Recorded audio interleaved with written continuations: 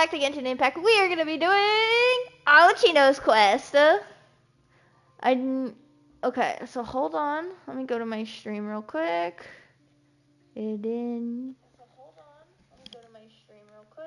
Pin chat, new pin chat. You can pin a message on the top. What? Pin chat, new pin chat. You can pin a message. What is up, Mazzy? Welcome back to Genshin. Ew! That's my voice. That's gross. My voice is like so like an annoying high pitch. Hold up. Check. Oh, what should I pin? Hello. No. I'll think of something and then pin it later. I'm a little curious on what to pin. I guess I'll just have to reject them all. Oh, wait. Wow. Huh? No.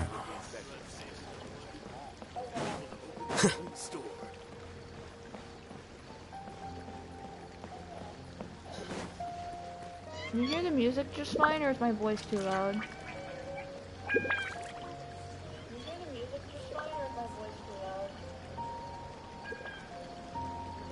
I can't tell, honestly. Hello there, Scar. How are you? We are sadly not gonna be summoning for our Latino because I only have 30 pity, and I won my last time. Last time I summoned for a character. So I do not have guarantee. So we're gonna be smart with our primos. Sadly. wait, start the quest. No wonder. You gotta start it. Unlock. Boop boop boop. Like the quest. Wait, does Paimon have anything to say? It's been a while since we visited Poisson. Maybe we should head over and have a look around. Let's go. I'm so excited for the quest. I'm really excited. Oh, right, the new area! I forgot all about it! I completely forgot it. Oh, dang. Well, that's exciting.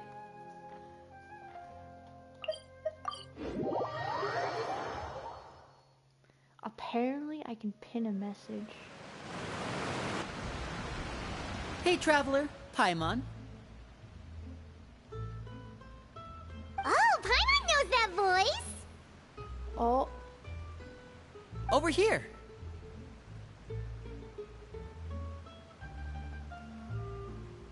What? Lenny! Here. To borrow one of the more popular turns of phrase at the moment, this appears to be quite the fated reunion. Running into you two out of the blue like this has really made my day. I certainly wasn't expecting it. You can say that again. What brings you to Poisson? Hold up. Pin. I really can pin a message! Oh, let's go. I'm just gonna keep that up.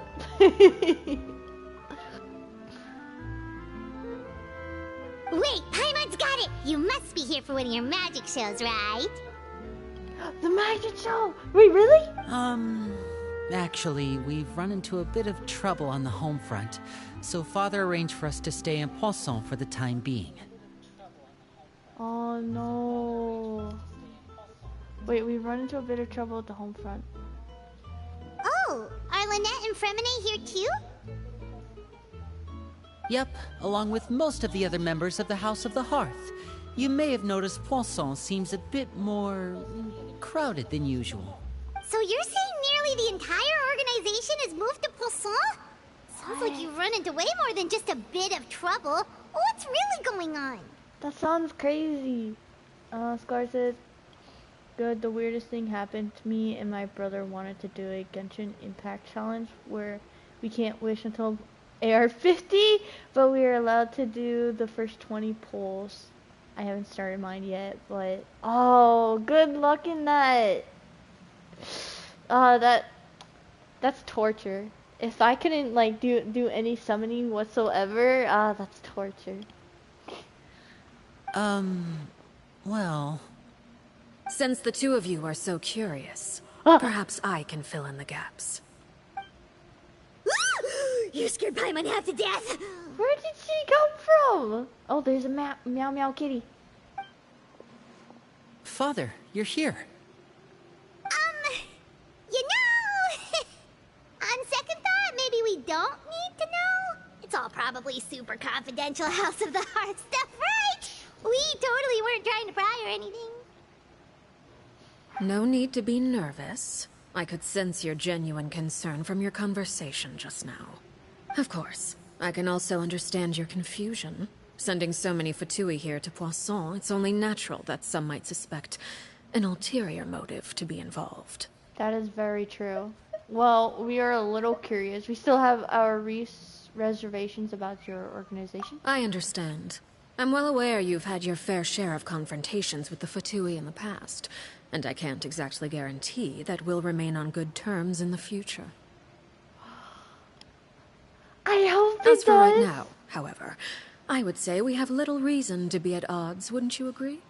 The House of the Hearth could stand to be more open with those who have worked so closely with us in the past.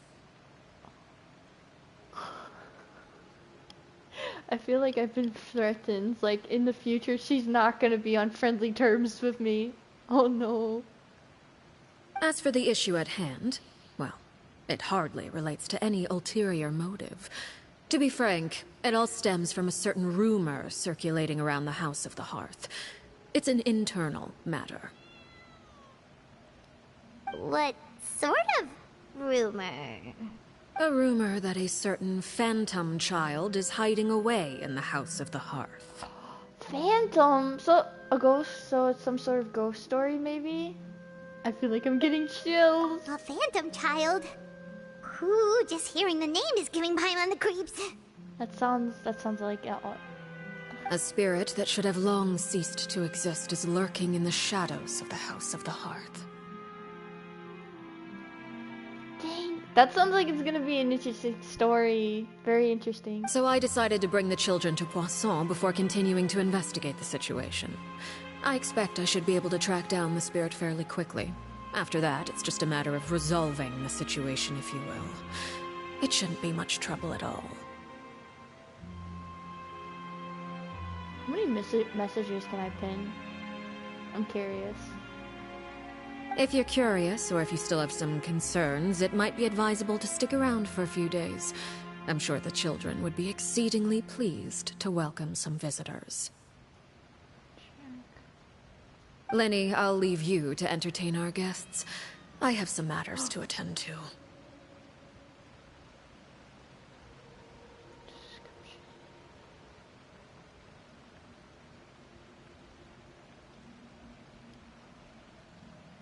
Of course, Father.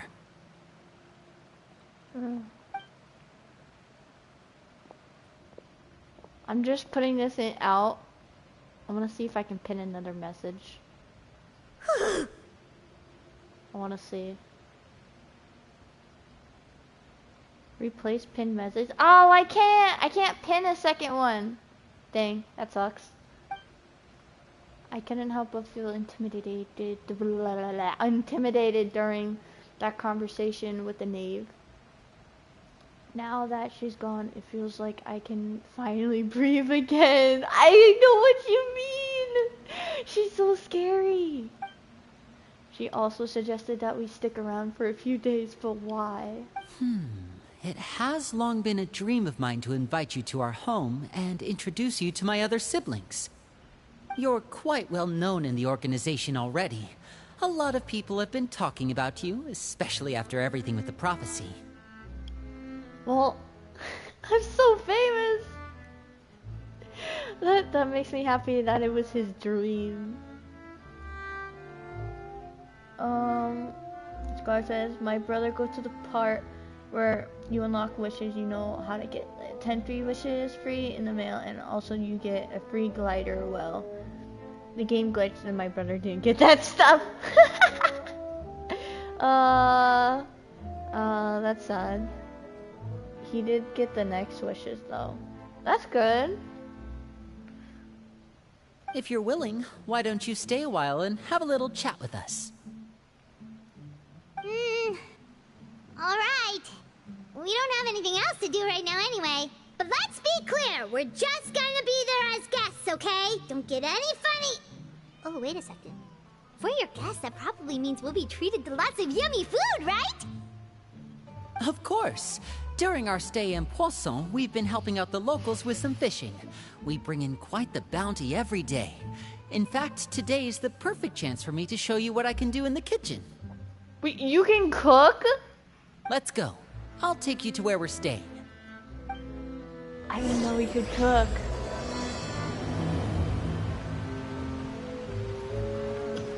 What? I'm a master chef. A master 5-star Infinity Star chef in Genshin, but not in real life. Oh my god. You just can do like, you know, you just do all kinds of things in video game. Master fighter, master chef, master doing this, master dancer, master whatever. But in real life, you can't do any of it. That's me right there.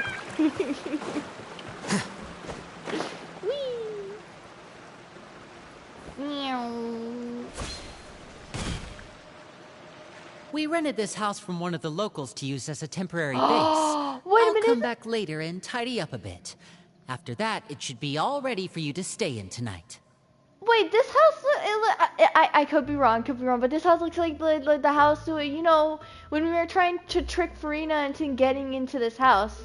And then at the end, the walls came down and she was in the, what is that place called? You know, the lawyer place where you judge everyone.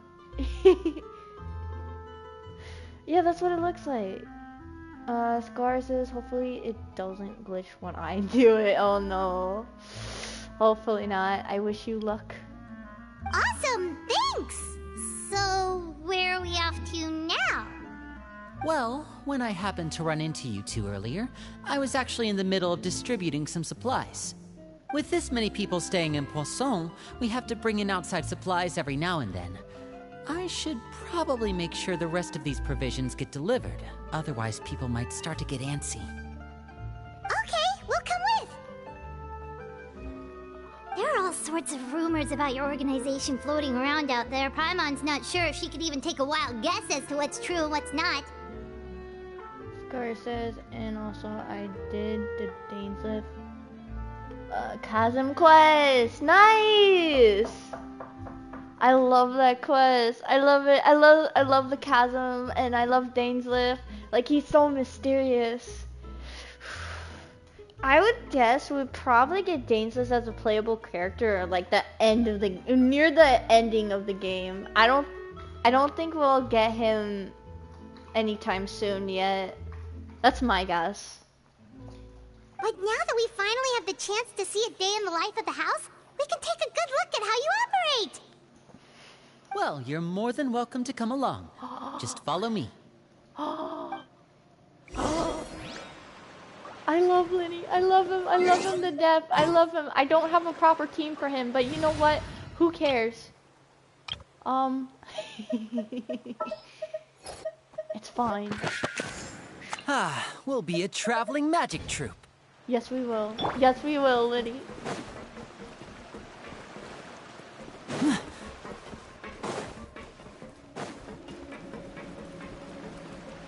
Ow.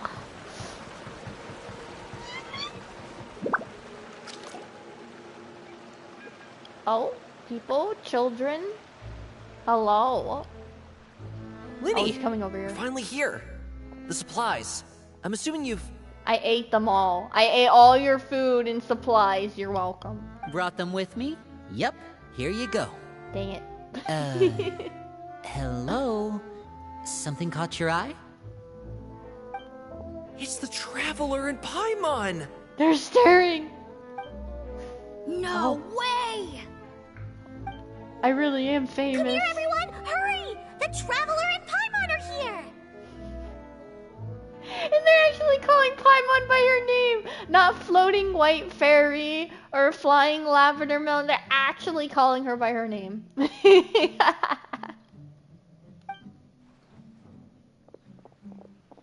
One at a time, please. Don't crowd around them all at once. We don't want to scare off our guests now, do we? Oh, it's alright! Gotta say, Paimon didn't realize we were this famous. Of course! Father and Linny have told us so much about you. Father told us about how you helped Linny. According to her, you're a trustworthy friend. And as far as she's concerned, that's pretty much the highest compliment we've ever heard her give. As you can imagine, everyone's been very curious about you. I am very flattered by this huge compliment. Oh gosh. I heard the Traveler is so strong that he can move a mountain with his bare hands. Wait, what? I think that's a little overboard. I heard Paimon eats so much that she can clean out the entire pantry at Hotel Tabor in just 3 days! Honestly, I don't think that's a lie. Wait a second! That's the rumor you heard about Paimon? Oh, not cool at all! Yeah, she can clear it in 1 day. Mine's also a bit of a stretch. Oh, wait! When guests visit, you're supposed to give them gifts and stuff, right? Oh, we don't need something like that. Besides, we don't have anything to give to you!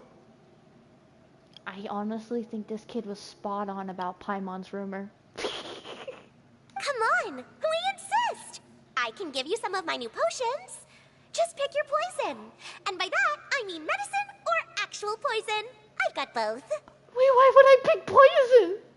Huh? Or maybe Shaplo can teach you guys about stealth! He's super good at it! He's never been caught! Ah, now that's not a bad idea.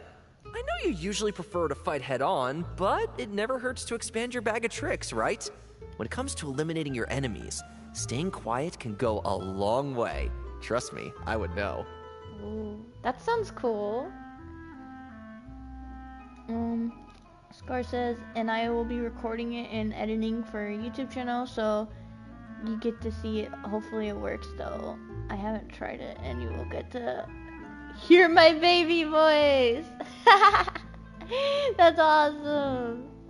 I'm very self-conscious about my voice. No, that's cute. Oh, I think baby voices are adorable. But like, listen to my voice. You hear my voice? My voice is squeaky and annoying. Very high-pitched, squeaky annoying. So don't worry about it. I was poisoned not too long ago, and I'm still dealing with the after effects. So I'm not quite as good as I was before, but I can still give you some pointers.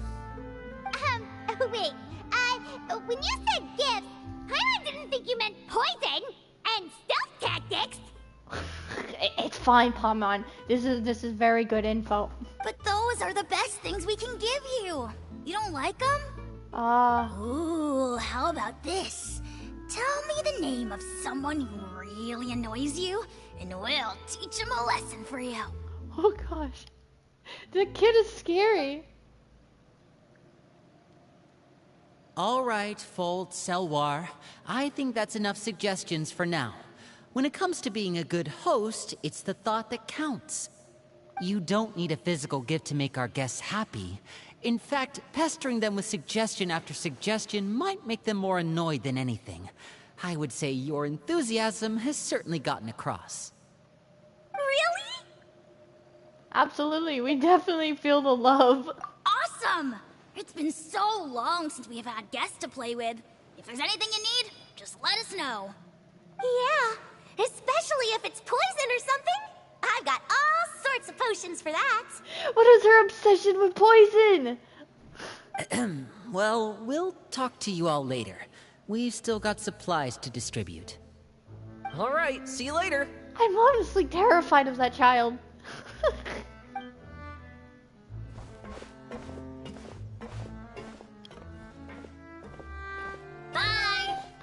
Bye. Bye. Lenny, about all that poison and stealth tactics talk just now. Scared you, did it? That kind of talk comes with being part of the House of the Hearth. When Foltz was really young, he strangled all of his family pets. Just out of curiosity. He was labeled a dangerous problem child and was abandoned by his family. That's terrible. Wait, why would he do that? What family pets? No. Elwar has an unnatural obsession with potions. Father has forbidden her from trying all the different concoctions she comes up with, but she still tries to test them in secret. You really have to keep an eye on that one. Oh, I bet. Chaplot is around my age. While I'm mainly responsible for collecting intelligence, he handles surveillance. He's very passionate about his work and has no reservations about taking on some very difficult missions. How old is Lenny? Cause he does not look like how around his age. This dude looks like an adult. Scar says, I sound like a 5-year-old and I can't pronounce my R's, but hopefully people will think. Definitely. Don't worry, you're good, Scar. I think you'll be fine. I know you two probably aren't used to that kind of talk, but I can promise you they only had the best of intentions. Things like stealth tactics and developing different poisons, they really mean a lot to them. They were just trying to share the best of what they could offer, that's all. I understand that feeling. I'm only ever obsessed with anime and video games, and that's all I can ever talk about. So I understand that feeling. Although poison is scary. Out of everything, it could just be potions. And you're like, okay, yeah, potions. You want to become an alchemist? Poison, poison. No. But yeah, that's okay. It's totally okay. And I just fell. Oh my gosh, I cannot get up. When I need Venti, he's not here. He's not here. I need Venti. Okay, there we go. I think I'm way too reliant on Venti. Filial, supplies are here. Thanks. And who are these two? Outsiders? Allow me to introduce you. This is the Traveler and Paimon. Oh, you're the famous duo I've been hearing so much about. It's nice to meet you. I heard you've traveled to all sorts of places. Is that true? No. Of course! We're making our way all across to that! Oh, good for you. Paimon's exposing us. You must be pretty familiar with Fontaine by now, then. Have you seen the new opera that started running recently? I think it's called... The 4,000 Thieves? 4,000? That sounds cool! Oh, this is the first we've heard of it. It seems like it's going to be fantastic. From what I've been able to tell from the posters, anyway. You should definitely check it out if you have the time. Oh, and there's The Blind Maiden, too. That one is supposed to have audience interaction. Seems pretty interesting. Audience? So, like, they call them up from the stage? Huh. After this mission is over, I think I'll go get a manicure. Oh, maybe I should dye my hair. Wonder how much it'll cost.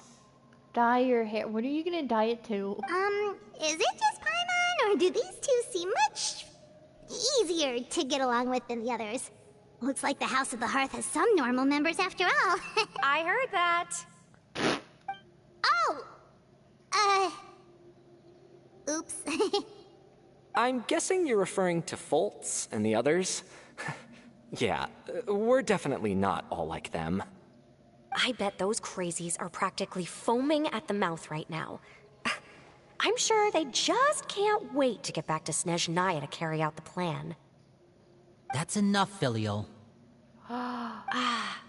Don't talk about family members behind their back, right? Whatever. Let's go. Oh, dang. That's kind of harsh. Guess this is goodbye then. If you ever have some time, we should go see the opera together. I think she's going through a teenage phase. Oh, it's called the Rebellious.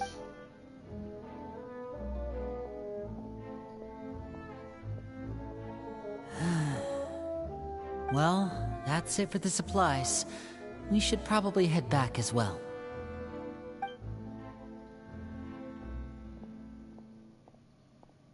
I don't Well, think they didn't seem too happy with each other. Seems like there could be something more going on here. we should observe for now. You're right.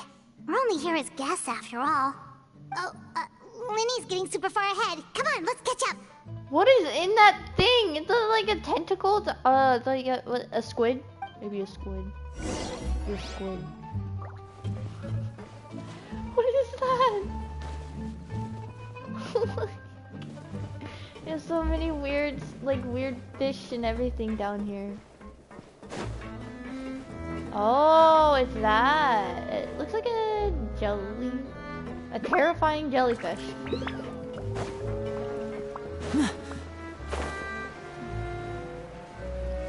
I don't think I've ever been for a rebellious phase when I was a kid. I was more obsessed with Pokemon to even care about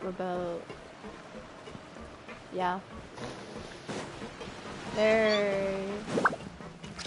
I'm still obsessed with Pokemon. Ah! No! Wait! Why did I jump?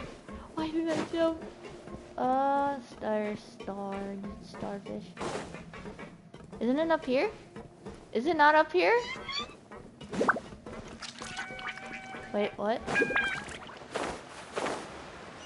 Oh. My show mustn't fail. So, what do you think of the members you've met so far? Everybody, I pulled off a magic trick. Linny died, but I somehow revived him.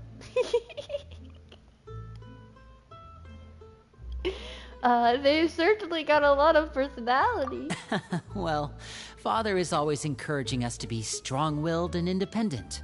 So if there's one thing we've got, it's people who aren't afraid to speak their mind. Well, I should probably get cooking. Wanna join? Of course! Then let's head out and... Fremine? What are you doing here? Scar says, how'd you do that? I'm sorry, Scar, but a magician never reveals their secrets. I can't tell you. Fremine! Nice to see you again! You too. I heard you're here as guests of House of the Hearth. Welcome. I love Fremine. Out of the 3 siblings, I think Fremine is like the most adorable one. We were just going to make some food. Why don't you come along? I could use some help in the kitchen, and I seem to remember you mentioning you wanted to make seafood soup for the traveler in Paimon. Aww. Seafood soup? Oh, Paimon's drooling already. Gosh, Paimon. Were you looking for something just now, Fremine? Maybe I can help. It's nothing. I just wanted to see if there were any extra supplies. Yeah, we've got some left over. What do you need? And I think like Linny's probably the coolest one out of all of them, and then Lynette, she's the scariest. She scares me. But that's a compliment. Some food and water, and some clean cloth, if possible. No problem. Give me a second here. Food, water... Wait a minute. What do you need all of those for? You're not on any missions as far as I'm aware, and you were just going to come eat with us. So what's this all about? I thought I'd grab an extra portion because I get hungry at night. Could be because I'm growing, you know, and... Fremine, you remember what I told you? You're not like me. Your lying skills still need some work. Tell me what's going on. Is it really bad enough that you have to keep it from your own brother? Maybe it'll be better if we gave them some space. Huh. This is the first time I've seen that kind of look on your face. Whatever happened, does it have something to do with Father? Yes. Just follow me. I'm curious. Is it gonna be one of those types of things where, like, the kid is, like, hiding that they have, like, a stray little dog or cat? And they want to keep it? That'd be so adorable.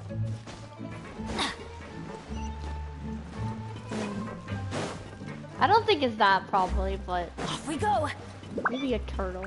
Oh, I would love to have a turtle! I love turtles. Oh! You're back! Oh, and you've brought some friends with you this time! Another sibling? Hello, my name's Linny. I grew up in the House of the Hearth. And you are? Hi, Linny. I'm also a child of the House of the Hearth, just like you. You can call me Clairvy. Wait, what? Wasn't Clairvy in that? Was it the animation trailer? I think it was the animation trailer. Arlecchino's friend. Wait, what? Maybe she's a phantom. There's no way. Clairvy? It's nice to meet you. Does that name ring any bells, Linny? No, not at all. That's not a name we have on our roster, I'm sure of it. What I'm not sure of, though, is how she managed to sneak in. She must be the phantom child Father's been searching for. From the looks of it, I'm guessing you were the one that found her, Fremine. You, haven't told Father, have you? No, I haven't told anyone. I've just been keeping her hidden. For how long? About half a month now. So ever since we got to Poisson, then, do you have any idea what you're doing? I know what I'm doing. Really? Because from where I'm standing, it looks like you're hiding the very person Father has been trying to find. If Father finds out about this, everyone involved is going to be punished. You know the rules of the house, Fremine. I know you do. Father doesn't tolerate any form of betrayal. So why are you doing this? I've thought it through. And I just can't hand her over like that. Linny, don't you remember last year? Chapleau nearly died after getting poisoned during that one mission. He wasn't able to get back before the poison started taking effect, and not a single person was there to help him. Ooh. That night, while I was sleeping, I heard a voice telling me to go save him. I opened my eyes, but I couldn't find the source of the voice. I thought maybe I was just hearing things, but I went to look for him anyway. Luckily, I got there with enough time to save his life. So basically, Clairvy helped. Scar says, "Wow, you watched it. That animation gets me really excited for Genshin anime." Same. Oh my gosh! Yes. I have watched it, and it looks beautiful. It looks gorgeous. Her name's like Pierre or something, right? Arlecchino's like her fight with the previous Father was so epic. Like, and it was so sad. The animation was so sad. I literally almost cried. It made me cry. That feeling of being haunted, of hearing voices. It's happened many times in the House of the Hearth. I'm sure you've noticed. Have you seen the animation for the Sumeru? Like, before Sumeru came out, when the animation came out, you know, with Sino and Alhaitham and all the others, like, Sumeru characters? That was a pretty cool animation, too. So what you're saying is, that was her? She was the one who spoke to you that night? Unless there are other spirits roaming around the House of the Hearth, I don't think there's any other possibility.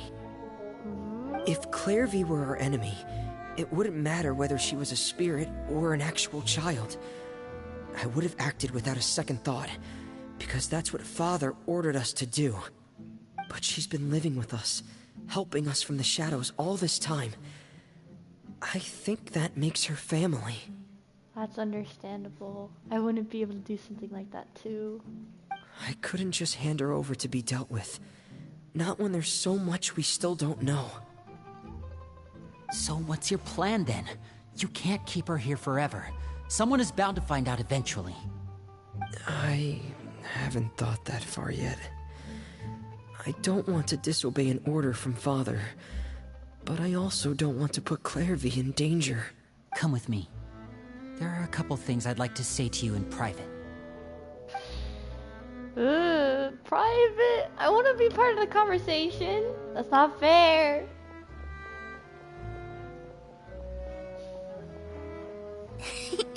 Those two sure care a lot about each other. Well, they got a funny way of showing it.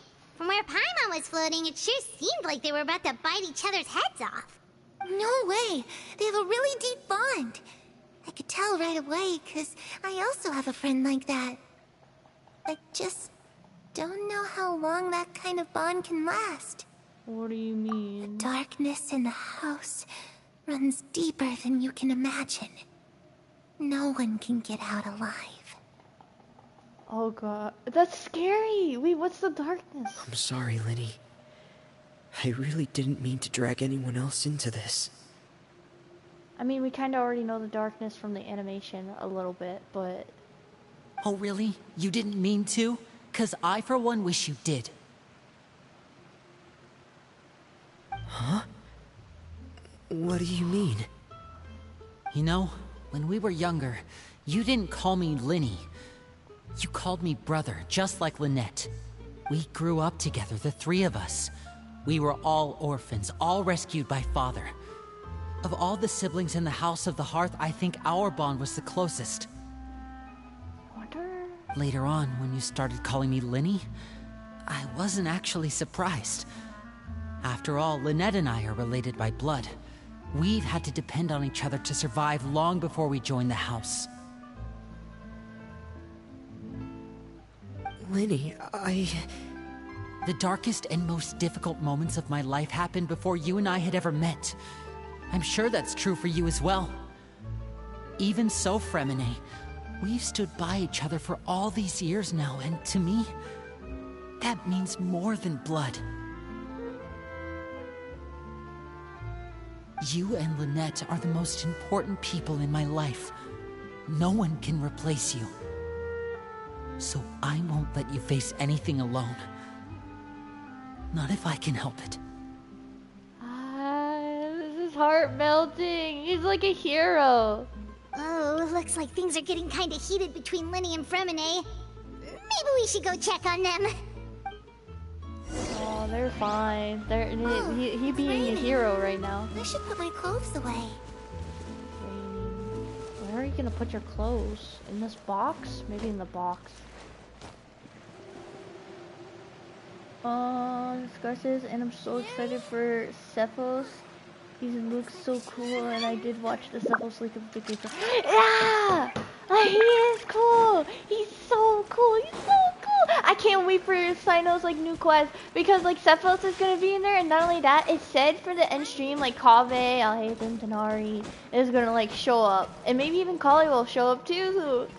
Oh, I'm so excited.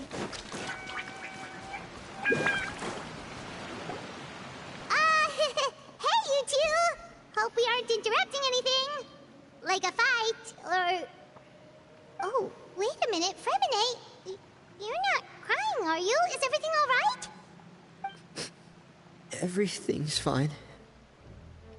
Thanks for asking. Well, we're all friends here, right?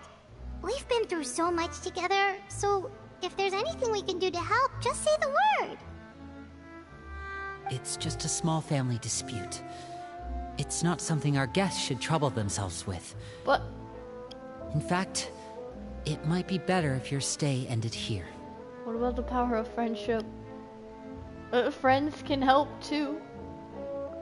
But sometimes having guests around can come in handy. Yeah. What are you getting at, Traveler? When guests are around, families are often on their best behavior.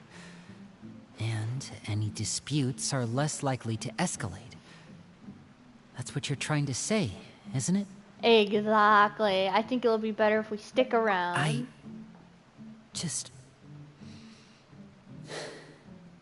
Thank you. I was really hoping to keep you out of it. But even if I could think of some other reason to turn you away, I'm not sure I could convince you. I know things could turn dangerous, so I promise you this. From now on, I'll protect you like my life depends. This is very hero words. Me too. Scar says, Remine, don't cry. I agree. Like, Remine is like so precious. Well, back to the matter at hand then. If we don't plan on handing Clairvy over to Father, then our only other option is to solve the mystery of her identity before Father is able to track her down. That means finding out where she came from and what she's doing here. Then we can send her on her merry way and pretend like none of this ever happened. I've tried that already. And? And... nothing. I tried taking her somewhere really far away, but... after some time, she just reappeared. What? Maybe she has unfinished business. She even came with us all the way to Poisson. It seems like wherever the house is, she follows. I don't think she's a vengeful spirit. She seems too nice. I don't know much about spirits. Do you two have any ideas? Let's see here. Paimon remembers hearing something like, if you fulfill a spirit's last wish before they died, they'll let go of whatever's keeping them here and return to the ley lines. Oh, it's just that Paimon doesn't really remember where she heard that, so it's not guaranteed to work or anything. Well, sounds like it's worth a shot. Guess that means we should go ask her about her wish. But first, Fremine, I need you to promise me something. I feel like something really sad's gonna happen at like the end of the quest. I just know it. I just have like such a strong feeling. What is it? I need you to promise me that this will stay between the two of us. We're the masterminds behind this whole thing. No one else gets involved. Can you do that for me? Of course. I promise. All right. Then let's seal the promise just like when we were kids. Fist bump on 3. Ready? 1, 2, 3. I swear. Wait, there's a third!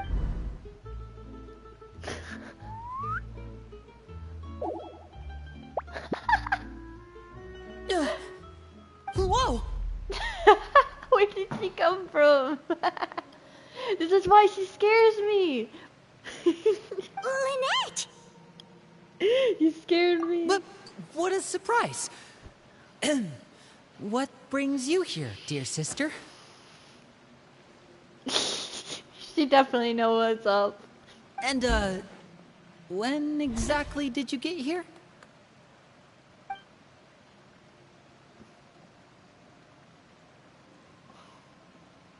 You're an idiot, brother. You're an idiot. Dang. Insults already. And you too, Fremine. No, don't you dare bully precious little one. You 3, Traveler. And you 4, Paimon. I find offense to that. Wait, what did we do? I'm offended. I've seen Clairvy around the House of the Hearth before. I hadn't seen her in Poisson, so I figured she must not have come with us. But it turns out, you were just hiding her. I heard you talking about your plan. Rather than steering clear of the situation, I'd rather fully join in. Oh, Lynette's a hero too. If you don't agree, I'll have no choice but to report everything back to Father. Simple as that. Now she's threatening. Scar says Linny just got roasted. Yes, we all got roasted by her. You're not giving us much wiggle room here, Lynette. Well, I guess we're all in this together then. After we talk to Clairvy, we'll figure out our next move. There's no time to lose. Let's go. I'm honestly happy that Lynette like came along, is coming along because I really like her. I just love the 3 Fatui siblings so much. Oh. I'm full. Thank you for bringing me this food, you guys. You didn't even eat it. There's clearly food on the plate. It doesn't even look eaten. Not even a nibble. What do you mean I'm full? She said she's full, but the food doesn't look like it's even been touched. Oh, wait. Well, she's a spirit. She can't actually eat? That's right. Based on what I've been able to observe, it doesn't seem like Clairvy can interact with the physical world at all. Oh, that's sad. So Still, when she's presented with food, she'll always linger around it for a good little while. Maybe, in her mind, she really is eating those things. I mean, at least she can taste it. Does she know that she has already passed away? I've tried to ask her, but she didn't answer. My guess is that she's just as confused as we are. Or maybe she couldn't understand the question at all. Maybe she doesn't know that she's dead. Scar says, is that lasagna? Now I'm hungry. I'm hungry too! I had a small little lunch. I haven't had lasagna in such a long time. Maybe I'll cook some. Clairvy, if you've got some time, I'd like to ask you a few questions. Sure. Oh, another new friend. Hi, I'm Clairvy. Hello. Clairvy, how did you join the House of the Hearth? Huh? Isn't it the same for everybody? The knave brings you here and then you can't leave. It's just that your name, it's not on the roster. And I've never seen you before. The roster? Oh, I get it now. I think there might be some things you don't know about this place. The people in charge, they're not as nice as they look. They say they keep a roster, but it's not complete. There are a lot of people who aren't on it, and never will be. What? In this house, some people are family, and other people are just test subjects. Those kinds of people aren't ever going to get a place on the roster, unless it's the roster of people who've been executed. Test subjects. Is that like for the doctor? Wait, does that mean the knave... She... Is there anyone that can vouch for you? Perry. She's my best friend. She's the only one I trust in this place. That's Arlecchino's name, Perry! Have either of you heard of that name before? No. Me neither. Clairvy, Perry. Neither of those names are on the roster. Truth? Either that, or this kid's already got a bag of tricks bigger than mine. Maybe we should try a different approach. Clairvy, do you have a wish? A wish? It can be anything you want. Just imagine. It's your birthday, you're blowing out the candles, and your wish is... Linny's so good with children. To go outside, where the sun can find me. That's... it? Well, that sounds easy enough. The darkness in the house runs deeper than you can imagine. No one can get out alive. What did she mean by that? Things can't be this simple. Okay, time to divide and conquer. Listen up. I've got a plan. I'll try and find a way to use basic illusory magic to take Clairvy outside and bring her somewhere with sunlight. Illusory magic? I want to see that. Lynette, try and find the list of executions that Clairvy was talking about, and see if her name is on it. Fremine, you stay in Poisson. We can't be the only ones who've had run-ins with Clairvy. I need you to collect intel on everything she's said and done. And what do I do? Understood. What do I do? I'll try my best. What about us? What should we do? Can I go with Fremine? I really appreciate your willingness to help, but this is a family matter. No! I don't want to drag you in too deep. It's too risky. The power of friendship! I'm telling you, don't... Let me think. Since Father considers you to be guests, maybe you could stick by her side for a little while. You don't need to do anything except keep up some nice, casual conversation. Got you. Ah, Paimon gets it.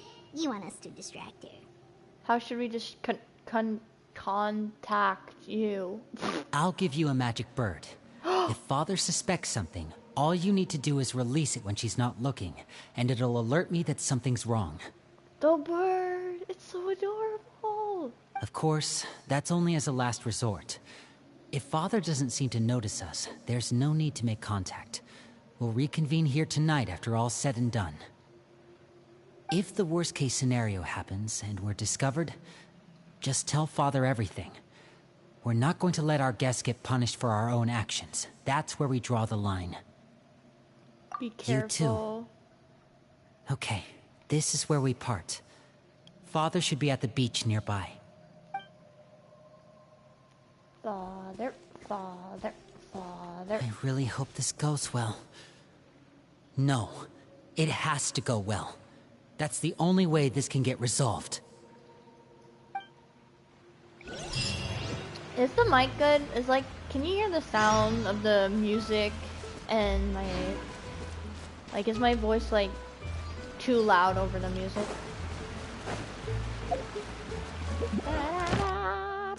Wait, I didn't talk to them! Hold on. Ah. Clairvy, I'd like to take you somewhere. Is that okay with you? Clairvy looks adorable. Sure. Where are we going?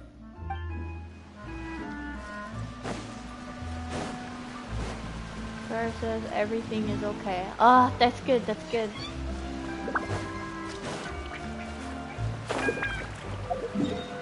I've been a bit paranoid about my sound recently because earlier I was going through my channel, managing some of my YouTube stuff, and I saw my Dark Souls stream, and I was like, oh, right, I stream Dark Souls. Let me check that out real quick. And I looked at it. Oh my gosh, I sounded like I was screaming, and my ears hurt so badly from my own voice. I've been a little paranoid.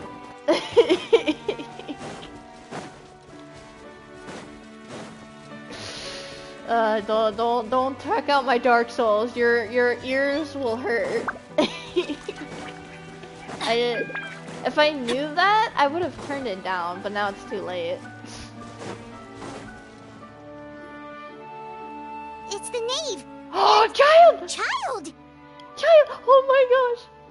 One of my most favorite Fatui characters. Hey, aren't you supposed to be in Snezhnaya recuperating? What are you still doing in Fontaine? I'm so happy you're okay. Oh, it's you two. I didn't expect to run into you here. No, I've been so worried. I was unconscious for quite a while after the fight in the Primordial Sea. After I woke up, I realized I was being taken back to Snezhnaya, and well... Wait, how's Tusser? I couldn't have that now, could I? Not when I've still got unfinished business here in Fontaine. So, I mustered up all my strength and made the journey back on my own. You need to recover, dude! What sort of unfinished business are we talking here? Is it me? Does it involve me? It has to do with Skirk. Dang. My master. I really wanted to meet up with her, but by the time I got back, she had already left. I still have so many questions for her. Without any other leads, all I could do was ask the knave to help me track her down. She must have left behind some traces from her time in Fontaine. You're asking a good person to track someone down. Knave is scary. Oh, okay, so have you found any clues? Unfortunately, no. While the House of the Hearth is adept at collecting all manner of intelligence, certain existences can still manage to escape our purview. Keyword, certain existences, like maybe a whole nother being. Oh my gosh. Basically, unless Master feels there's a need to meet with me, she's not going to be found. But that problem has an easy fix. I just need to become stronger, and then... No. Paimon thinks you should focus on getting better first. I agree, please. I will nurse you to health. You can come to my teapot. I'll serve you some tea. The worst of it is over. It's all thanks to that one kid from the House of the Hearth. Elwar, I think her name was. She gave me a bunch of random potions to drink. They didn't go down easy, let me tell you. Pain and chills all over. But they really did help speed up my recovery. And that's good, because it looks like I really do have to head back this time. The old man's been putting the pressure on me. He sent someone to tell me I'm needed for some sort of project. No, don't go. Don't go. You're just gonna be an experiment. Project Stuja? No. Yeah, that's the one. I heard Regrader's involved too. I'm not looking forward to having to listen to all his monologuing, that's for sure. Regrader? Hey, maybe you could think of a way for me to stay in Fontaine for a little longer. Yes, sir. You can come with me. Come along with me. Helping Linny and the others brush up on their fighting skills would be far more interesting. If you and I could spar, that would be even better. I've been waiting for a chance to see you go all out. Hold on, I'm searching up Regrader, Harbinger. It's showing a Patalon. Oh. Okay. Oh no, it's this guy. It's the guy that's like... Okay. It's the guy with the black hair. And what a sweet little daydream that is. But I also have a role to play in all this. I'll be leaving Fontaine shortly as well. Besides, considering how little they see fit to step outside the homeland, being called on to return to Snezhnaya by such illustrious dignitaries... What a great honor. Wouldn't you agree? Wait, child, you can fight me. Stay. One I could do without, I'd say. No, stay. Please. I miss you. Is it just Paimon? Or does it kind of seem like they're... just casually trash-talking their colleagues behind their backs? So, dear guests of the House of the Hearth, to what do I owe the visit? Well, we just... wanted to learn more about you. Yeah. Right! We're super close to Linny and the others, but we still don't know much about you! Scar says, OMG, it's Child and Narwhal, man. Yes! Is that so? Introductions have already been made, have they not? Oh, well, you see? There's only so much you can learn about someone from a short introduction. At least tell us something a little extra, like... Why do you call yourself father? Good question. I'd also like to know. The fact that you have to ask tells me our intelligence work has been quite successful. Telling you the answer to that question would only serve to undermine that success. And we can't have that, now can we? That's not fair! Spoken like a true diplomat. That was some expert sidestepping right there. Well, if there's nothing else, I think I'll take my leave. I still have a small matter to resolve at home. Wait, don't go! Wait, don't go! I said the same thing as Paimon. If the knave leaves right now, she's sure to run into Linny and Clervy. Should I release the bird Linny gave us? No, we should try to get her talking about something else first. About the House of the Hearth, what does the organization mean to you? I'd also like to hear the answer to this. I've met some of the members of your organization, and they all seemed like really good kids. They actually reminded me of Tonya and Tusser. Were you not scared of the kid talking about non-stop poison? Which, by the way, if you ever betray them, I'm just letting you know, I won't let you off easy. Child is so sweet. And why would I betray them? Well, you've already betrayed the House of the Hearth once, haven't you? At least, that's what I heard. Oh. The animation. I love Child. Okay, I admit. That's just what the old man told me. The rooster, I mean. The rooster. Danae betrayed the House of the Hearth. So does that mean what Clervy said was true? Does Danae really treat her children like test subjects? No way. No way. No. Wait. Did you really do something bad to those kids? Never mind what I've done. I'm more curious as to what the mighty rooster had to say. The mighty Care to enlighten me? Well, nothing much. Just some stuff about you taking out many other members of the House of the Hearth, and even going so far to attack your own family. I see. Oh, based on your reaction, I'm guessing it's all a bunch of lies. Hardly. I don't appreciate his particular turns of phrase, but I suppose he didn't say anything untrue. Although, it would be more accurate to say that there is a certain level of prejudice involved. But I don't intend to clear that up just yet. Prejudice has a funny way of concealing the real truth behind certain things, an attribute that I find to be quite advantageous. Call yourself a Fontainian, for example, and people will assume all sorts of things, when the real truth is that this is simply the land where I was raised. Huh? You're not actually from Fontaine? But then why did you try to help out with the prophecy and everything? I was trying to protect the children born in Fontaine. Claiming that I myself was a Fontainian simply made it easier to operate.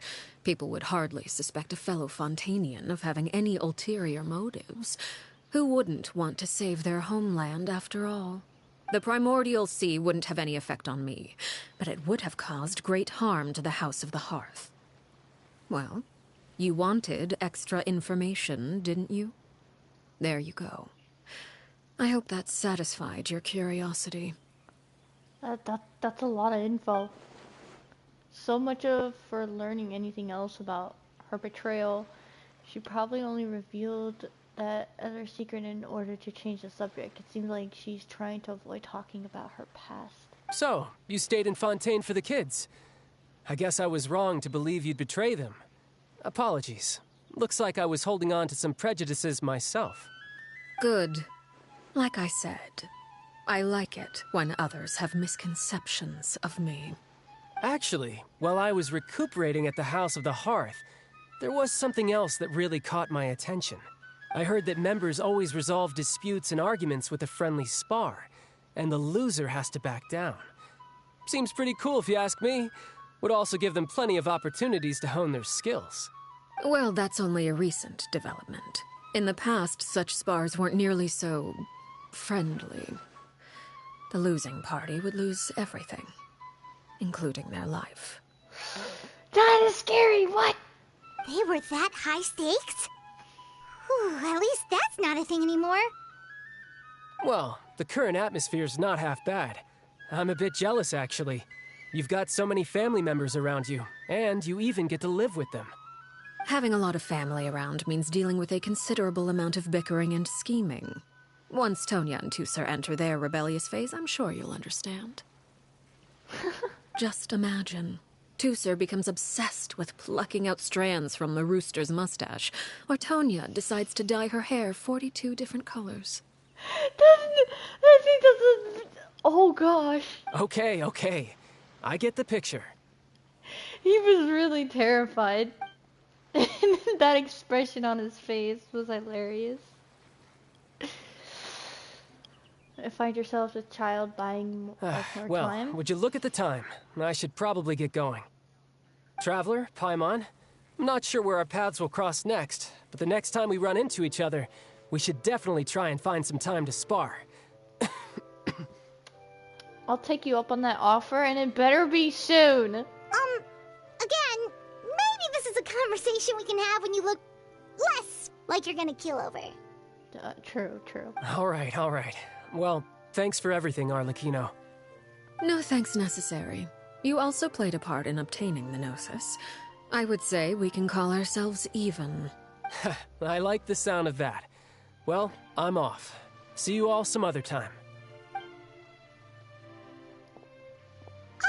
We should probably get going too. Do you want to head back with us? Oh? You want me to leave so soon? Oh, well, you see, I'm rather enjoying the evening breeze. If you don't mind, I think I'll stick around for a bit. I have some things to think about.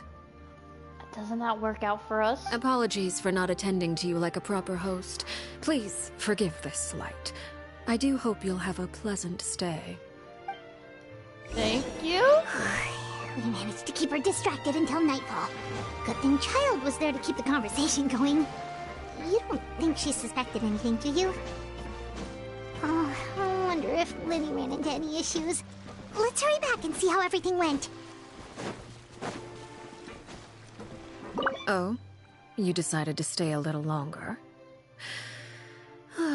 Let's take in the ocean view together, then. Okay. She's not exactly looking at the ocean. She's more looking at the mountain.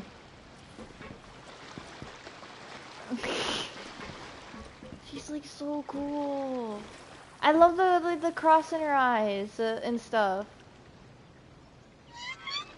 I wonder why she has a cross in her eyes. There's gotta be some lore to that. There's no way. You know, like with Dane's lip and his eyes, or Kaya's eyes, connected to Conria. There's gotta be some lore to it. Oh wait, this is the wrong. It's underground. Oh, I have no more pins? I pinned the map way too much. Before Natlin comes out, I'm gonna have to take care of all the pins that I've pinned down. Yeah. I'm probably gonna, the next stream's probably gonna be Lynette's hangout event. Probably. Adventure time! Because if their event comes out, then not everything's gonna be unlocked right when it comes out. So we have to wait a bit. Something's crazy got revealed. The next Harbinger that will fight and most likely be playable next is Columbina, the third Harbinger, but the next Harbinger after her will be the Doctor! You know what? Okay, I remember who the Doctor is. I don't remember Columbina. Hold on. Let's go find some treasure. Third Harbinger. Columbina gems of like. Can you show me the? Oh, her. No, wait. It's important to inspect your diving equipment regularly. The young girl. Okay. Oh, the one that was like singing. That was like singing during that one when Signor's death, the funeral thing. Okay. I'm excited to meet her. Like, I'm curious about her. And I can't wait to beat up the Torre. Lenny, how did everything go?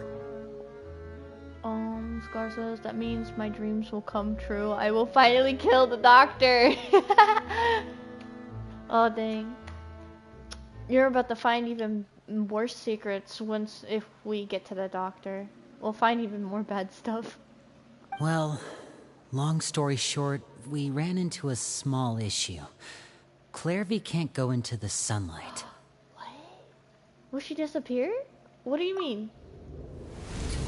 Everything was fine at first. She followed me up to the surface just like I told her.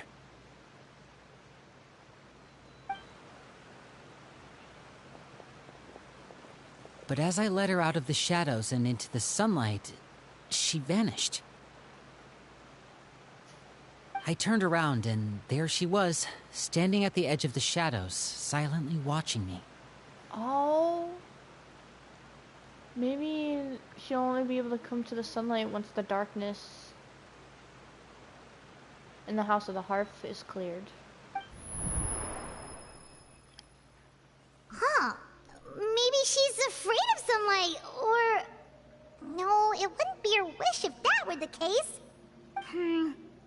Well, we could always try pushing her into it. We're gonna push her. Not sure pushing works on a non-corporal being. Oh, true. I don't think we'll be able to touch her. I've pretty much tried it all already. Nothing worked. Eventually, the sun went down, so all I could do was bring her back here. How did it go with you, Lynette? Good. I've got the list. It's right here. Really? Well, what are we waiting for? Let's take a look.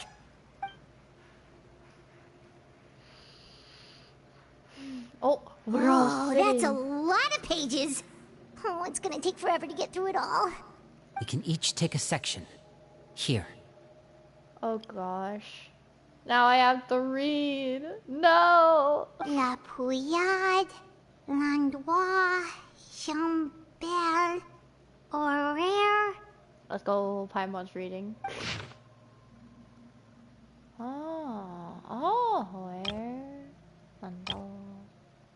Oh. Well, how do you even say these names? Okay. Oh, yikes. That Horaire guy has a huge scar on his face. He's kinda giving Paimon the creeps. I've met from an injury he received during a mission. I still remember him joking with me about it. He said any future lover would take one look at him and then lose all interest. Did he say anything else? Well, I asked if there was someone he was interested in. He said no, and that's where our conversation ended. It was only later that I learned he really did have someone he liked. He risked everything to escape so he could be with her, but it didn't work. One day, Father asked to see him, and, well, I never saw him again after that. Oh. Scar says, and also this might not be true, but that's not likely, but don't be mad at me if it's not true. Finally, I'll get paid back. Mahahaha. Don't worry. Don't worry. I know those are like all like probably rumors or something, so I won't be mad. Wait, so that means the knave, she... It may seem cruel, but it's just one of the rules of the house. Did she really? Maybe she didn't. Maybe like he's actually still alive, just somewhere else. I don't believe it. Betrayal is not to be taken lightly. We know too many secrets to come and go as we please. So if you do try to leave, you pay with your life. Solemn atmosphere descends. Her name's not here, huh? Well, that's not too surprising. It doesn't seem like this list is complete. It only contains records dating back around 5 years. Let's shift our attention then. Fremine, were you able to find anything out? Fremine.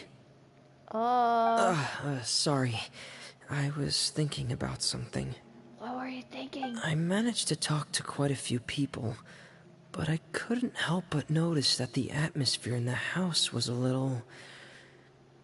strange. Strange? Yeah, I mean, I know there have been arguments in the past, times when people haven't gotten along. Chaplot and Filiol are a good example of that. Oh, those are two of the people that we met while delivering supplies.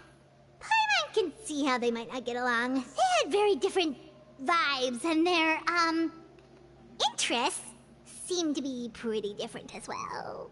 That's to be expected, actually. Father brought us all here, shared her knowledge with us, taught us how to fight. That's one thing we all share. But that's also where the similarities end. Not all of us feel the same desire to stay here. As members of the House of the Hearth, we're also considered part of the Fatui. And to a lot of people, that's an identity they never asked for. Yeah. Certain members get older and realize they want something else for themselves. But considering the rules of the House, most people would never say that out loud.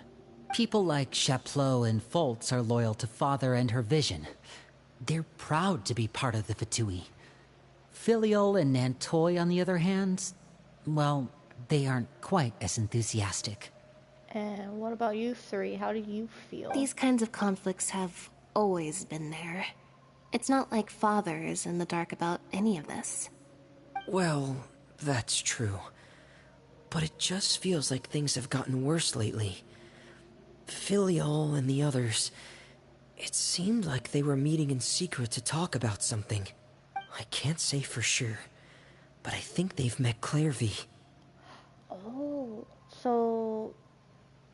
You think she's been inciting them to act out? No, not exactly.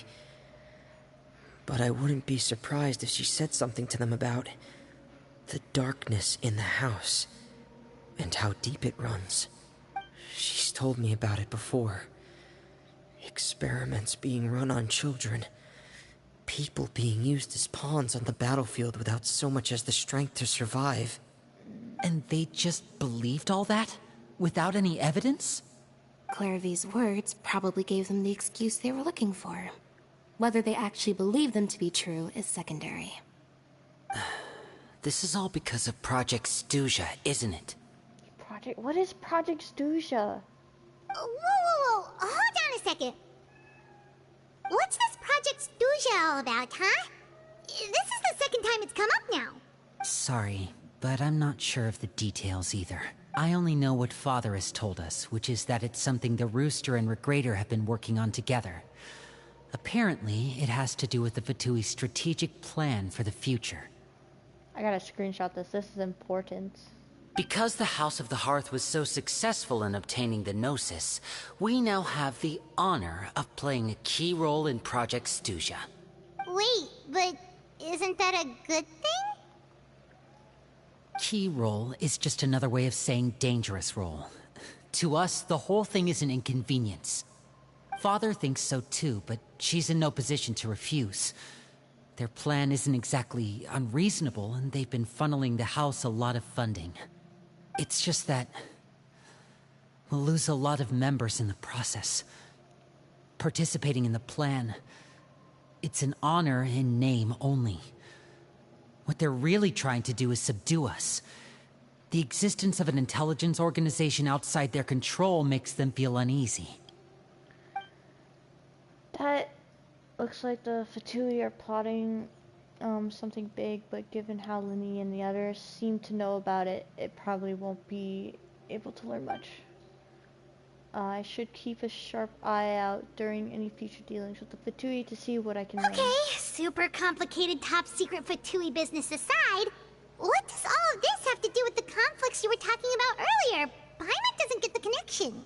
Ow, my head hurts. I got a headache. External pressure has a way of exacerbating internal strife.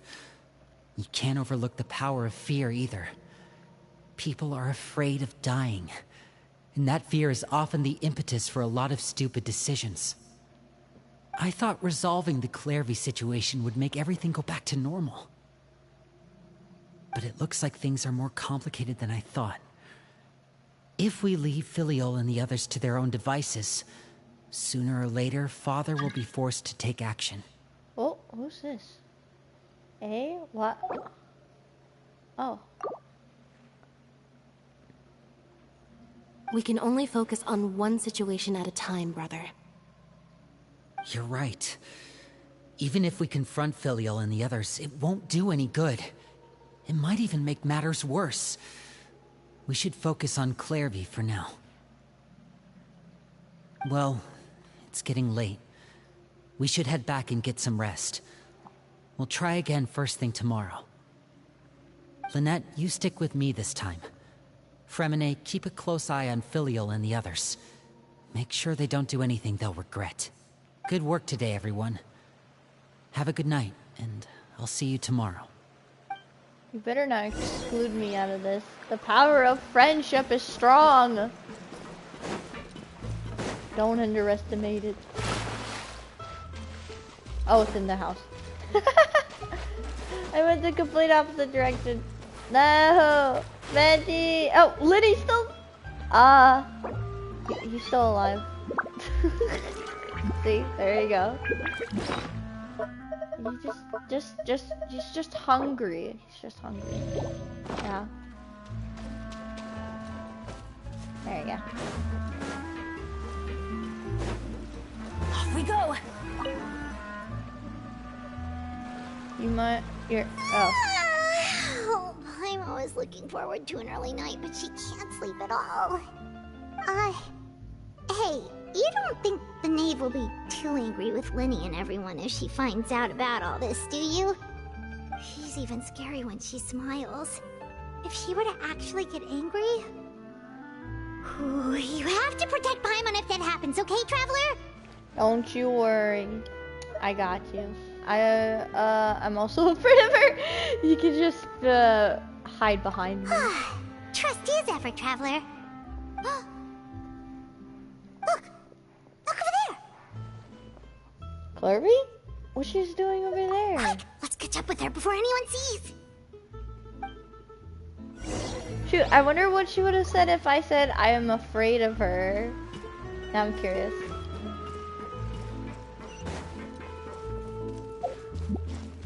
I'll look it up later, probably. Actually, I'm pretty sure we can look it up in the character, in the archives. You can, like, switch it and look for it.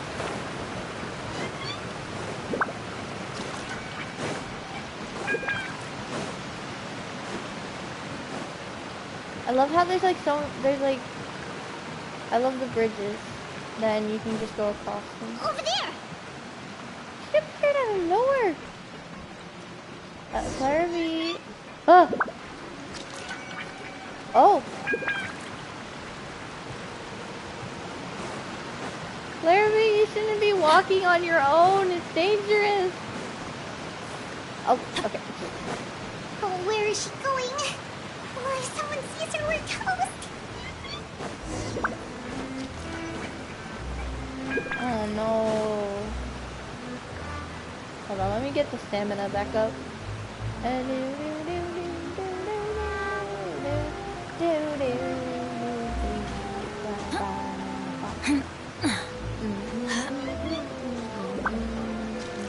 love the music. Oh, look! She stopped! And it's nighttime. I was about to say, like, what about the sun?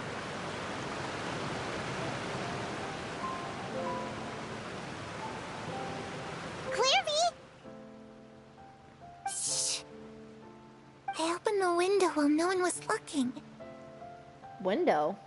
Look how pretty the outside is. Window? If only I could have more than this. You probably think I'm being silly, huh? All this hopeless resisting. It's better to dream of what I could have than try to make it a reality, right?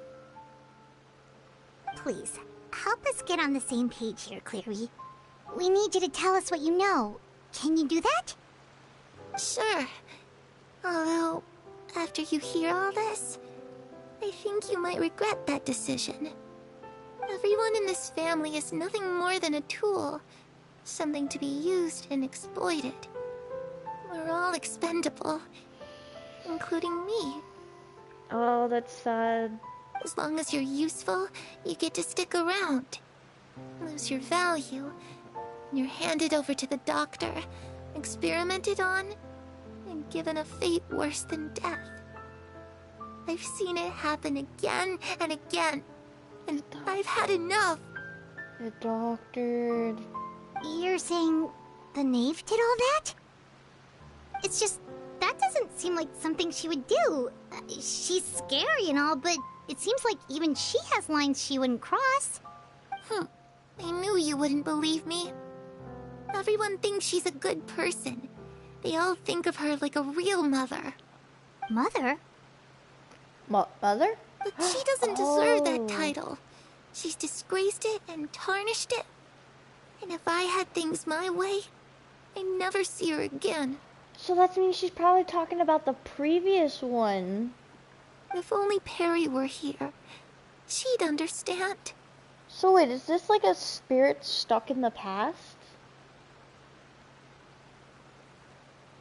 Perry. There's that name again. Also, Paimon's getting a strange feeling. It almost feels like she's not really here with us. Paimon can't tell if she's actually talking to us or if she's mistaken us for someone else. I'm not sure either. She's a spirit. Could be anything. Well, in any case, it seems like she really needs someone to talk to. We should keep her company for a little longer. She looks so young. But it seems like she's been through a lot. It's getting windy. I should close the window. Ooh, look at the moon. Isn't it pretty? Hey, wanna hear a secret? I heard that if you look up at the night sky in Snezhnaya, you can see the aurora. It's supposed to be super pretty. Even prettier than the moon tonight. We got some insight on what could be in Snezhnaya. We'd love to see it. Perry and I promised each other that once we're older, we're gonna go see it together. But I can't find her. I'm worried she's also been... No, that wouldn't happen to her. She's special. Mother likes her a lot. We should really go talk to Mother, but we just fought. She doesn't want to see me, and I'm too scared to face her. What should I do? I feel bad for her. I don't even think she knows she's a spirit.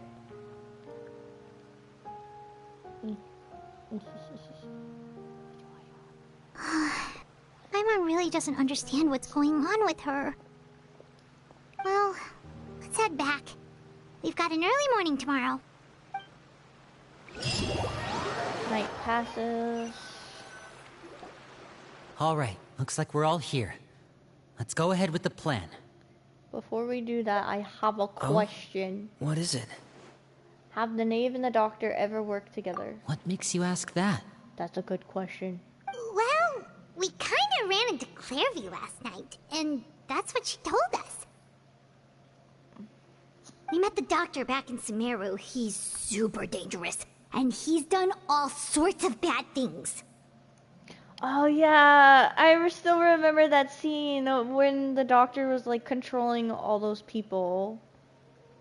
That was a crazy scene. It's possible that Father and the Doctor have had certain dealings, but I don't think Father would work with him. We're not really on the same side, so there's not a lot of trust between them. That doesn't exactly set the stage for a successful partnership. I did hear, though, that when Father first became a Harbinger, the Doctor offered to work with the House of the Hearth. Father rejected most of his proposals, except for one. It had to do with some sort of secret experiment. Secret experiment? Eh? Could that be what Clairvy was talking about? I don't think so. I don't know any details about the experiment itself, but I do know it's an entirely independent operation. The Doctor only proposed a direction for the research. That was the extent of his involvement. I still don't think that counts as working together. The details of the experiment are confidential, but complete records are kept on all participants. That doesn't seem to be the case with the situation Clairvy referred to. I know you don't agree with some of the Fatui's methods, and I'm not asking you to. But I am asking you to trust us on this. The House of the Hearth has its own principles. There are certain lines we're not willing to cross. I believe you. Alright, that's good to hear at least. Clairvy seems to think the knave and the doctor worked together to do something horrible. If that turned out to be true, Paimon doesn't know how he would even face you guys. It's just that it doesn't seem like Clairvy is lying either. The easiest thing to do would be just ask the knave directly, but Paimon doesn't think she'd tell us. Let's focus on the plan for now. Father didn't come back last night. She's probably still near the shore. We'll be counting on you to distract her. Lynette, you're with me. Fremine, you know what to do. Be on your guard, everyone. Alright, let's get to it. Oh, this is gonna be so interesting! What are we gonna learn? Where are we going today? Let's try somewhere further away this time. Oh, I'm so excited! Off we go!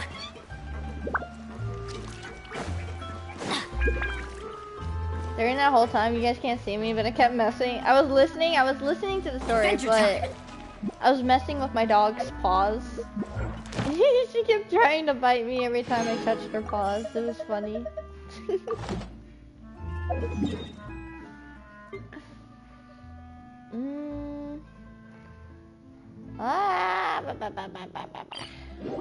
is at the very top, so we can just climb our way back up.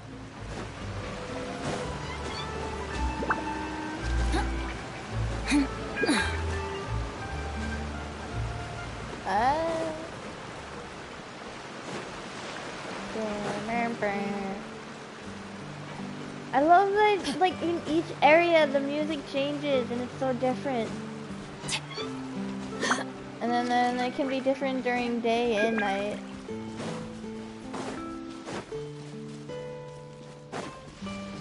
You're still here? Ah, it's you two again. I must say, you look a bit pale. Did you have trouble sleeping last night? Did you get any sleep? A little. Perhaps if you had less on your mind, you'd be able to absolve yourself of such troubles. So what are you planning to do now? Catch up on some sleep? Or should I give you some time to rack your brain for a topic to discuss before I ask any questions? Although I must profess to being curious. Without child here, how do you plan on distracting me? Wait, what? Us? Distract you? A good one. But no, we were just here for a chat. She found us out. She knows. Looks like you could have used some extra time to think. No matter. If you don't have any other plans, why don't you accompany me somewhere? Don't worry. I'll be sure to steer clear of any scheming children. The ocean breeze is sure nice today. So you know everything then? Children always think they can hide things from the grown-ups. But nothing gets past me. Least of all a little scheming. I think I'll let them have at it for a little longer. I can be very patient. Well, I'll leave you to think things over. If you're so inclined, meet me outside the Palais Mermonia. Good things come to children who do as they're told. So I do hope you decide to tag along. If only for your friends' sakes. What should we do? She clearly knows about everything we've been doing, and Paimon doesn't think it'd be a stretch to say she was threatening us just now. We should release the pigeon that Linny gave us.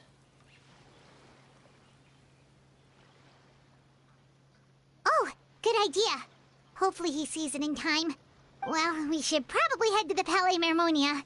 Paimon doesn't want to find out what happens if we don't show up. Based on what the knave was saying just now, it sure didn't seem like it'd be anything good. How are we able to hide the bird from her?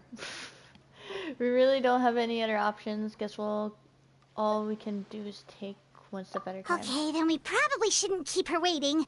It seems like Linny and the others are on thin ice, so let's do our best to not get them in any more trouble.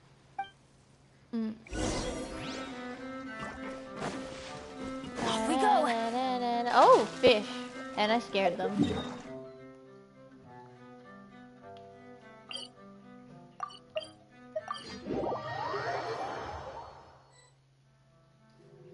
Seeing as we still have some time before my meeting, we might as well enjoy some pleasant conversation while we wait. I'm glad to see you get along with my children. Being surrounded by good companions is necessary for a child's development. You're not planning on doing anything to them, are you? I assume you're referring to Lenny, Lynette, and Fremine, although there's that situation with Filial and Nentoy as well. It appears quite a few people have been acting out lately. No matter. I'm not one to discriminate. All those who betray the house meet the same fate. There are no exceptions. Does that mean you're going to kill them? Oh, are you here to beg for their lives? I'm sorry to disappoint, but the rules of the house change for no one. In my organization, everyone is responsible for their own actions. That's terrible. But don't you care about them at all? They really respect you. They even call you father. You must feel something for them. Any organization in which feelings come before principles is one destined for ruin. The House of the Hearth is hardly an exception. You could say our principles are more stringent than most. Perhaps I can offer you this consolation at least. As our guests, you two will not be held accountable along with them. But I don't care about that. There's really no other way to solve the issue. As our guests, you will not be held accountable along with them. I would imagine Linny, Lynette, and Fremine will be able to keep their lives. As for Filial, Nentoy, and the others, I'm afraid there's little I can do. They can try to escape, but once you know our secrets, there's no getting out alive. But that's awful. Ah, you seem concerned. Out of consideration for my guests, I suppose I could turn a blind eye for a little longer. If Linny and the others manage to dispose of Clairvy in the meantime, all evidence of their wrongdoing will be lost. In that case, I could hardly punish them for something I couldn't prove. If their efforts are unsuccessful, on the other hand, all will be held accountable. And the punishment will be severe. It's a deal then. We'll hold you to it. Of course. Oh, and here. I believe this belongs to you. Do try and keep better track of it next time. She got the bird! It takes a considerable amount of time to train a bird like this. It would be such a pity if you were to lose it. Permanently. Wait, where did you get that? Well, I'm afraid that's all the time we have to chat. Now, for the matter at hand. I asked you to meet me here because I have business at the Palais Mermonia. It has nothing to do with you, but I think it would be prudent for you to stick by my side for the time being. There will always be time later to run off and tell Linny what you've learned. Well, time to go. Looks like we wrapped things up just in time. She's too good at what she does. Dang it. Hold on. Oh, I already accepted it. Okay. The exclamation mark is like bothering me. And then what does the oh, it probably wants me to pick a weapon. Well, I'm not going for Arlecchino. I would go for this weapon. Get the next refinement rank 1.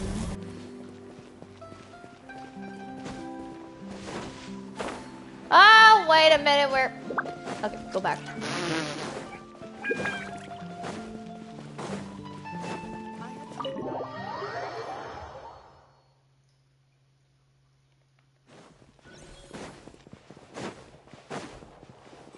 Eh? Oh. Oh! We're gonna meet Newfoundland! We're gonna meet Newfoundland! We're gonna see Newfoundland again! Oh my god. I tried summoning for you, but you wouldn't come home. Twice in a row. I will get you next time. It's been a while, Monsieur Neuvillette. For sure. I must say, I wasn't expecting my meeting request to be approved quite so quickly. The Palais Mermonia operates with an efficiency worthy of admiration.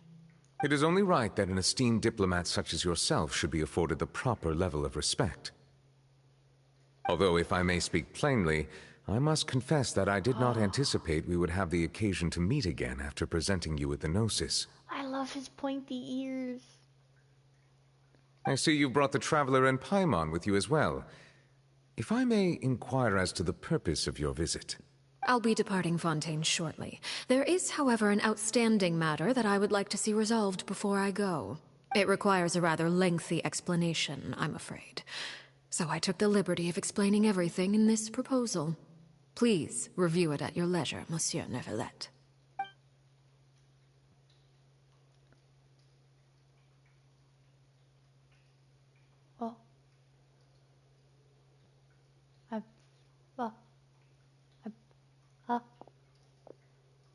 I bet I'm not going to be told. The moment of silence.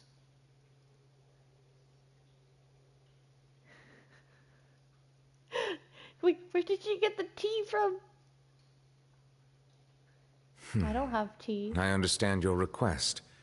However, at the risk of causing offense, I must admit that I fail to see why you would wish for such a thing. I heard you have a certain fondness for water tasting, Monsieur Neuvillette, so allow me to use water as an analogy. I thought she was gonna bribe him with water. A family is like a large body of water with countless rivers flowing in and out. As someone who watches over this system, I would hope that each river that flows from the source will eventually reach the ocean.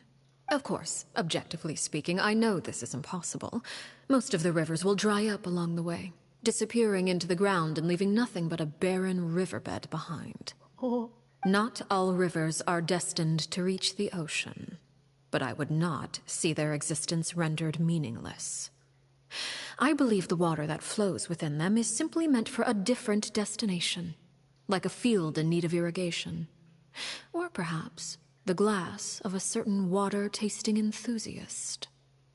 Water-tasting? Wait, you're also a water enthusiast?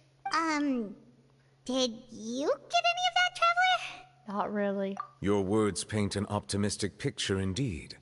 Allow me to remind you, however, few among us are willing to sip from a glass filled with tainted water. It may have been tainted at one point in time, but not to worry. I'll make sure it's strained of all impurities and returned to its cleanest form. So she wants water? I seem to recall there being a transactional aspect to your proposal. Perhaps you could expound on that? If you accept my proposal, Monsieur Neuvillette, I will gradually withdraw my forces from Fontaine. And, unless absolutely necessary, I will no longer carry out any special missions within Fontaine. I presume I can take your words to mean that, in the future, cases similar to the Tartuffe assassination will cease to cross my desk? Oh. Tartuffe? Ah, that thief who embezzled funds from all those charities, you mean? My deepest condolences to his family, but without any evidence, I cannot imagine how the House of the Hearth might have been involved in his passing. Of course, if you accept my proposal, Monsieur Neuvillette, I'm sure certain measures could be taken to reduce the frequency of such troubles. This is a scary topic. You choose your words carefully indeed. In that case, I am inclined to accept your proposal. My thanks for your generosity, Monsieur Neuvillette. Well, with that settled, we should be going now. I took the liberty of bringing along 2 bottles of spring water from Snezhnaya for you to enjoy. I do hope I get the chance to hear your impressions. Perhaps at our next meeting, yes? Indeed. I trust you would not overlook your commitment in the meantime. All right, Traveler Paimon. Time to go. I want to hear his impressions on it. That would tell us what the water is like in Snezhnaya. Where's Neuvillette? Oh, he's right here. You're always right here. You're always standing right here. After I enter some end quest, you're just standing right here. I believe I've told you before that my emotions easily resonate with those of others. I think he's gonna break his neck with how low he's looking, or so short. Yet in the few meetings I've had with that Harbinger, I haven't been able to sense any aspect of her emotional state. Her mind is like a still body of water. Who knows what darkness lies in its depths, and the lack of ripples on the surface gives nothing away. It's unclear whether this is her natural state of being, or whether it's an incredible strength of will that gives her the ability to master her emotions. Either scenario, however, suggests she is a very dangerous individual. I do not expect an explanation as to why you two are by her side. Whatever your reasoning, I would only advise you to take caution. I see, I see. Wait, I get close up. He's so cool. So cool.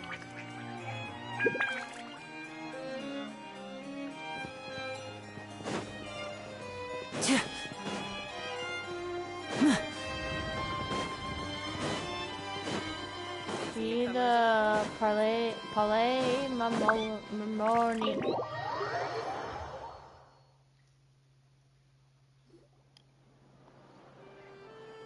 So, what exactly were you talking about back there?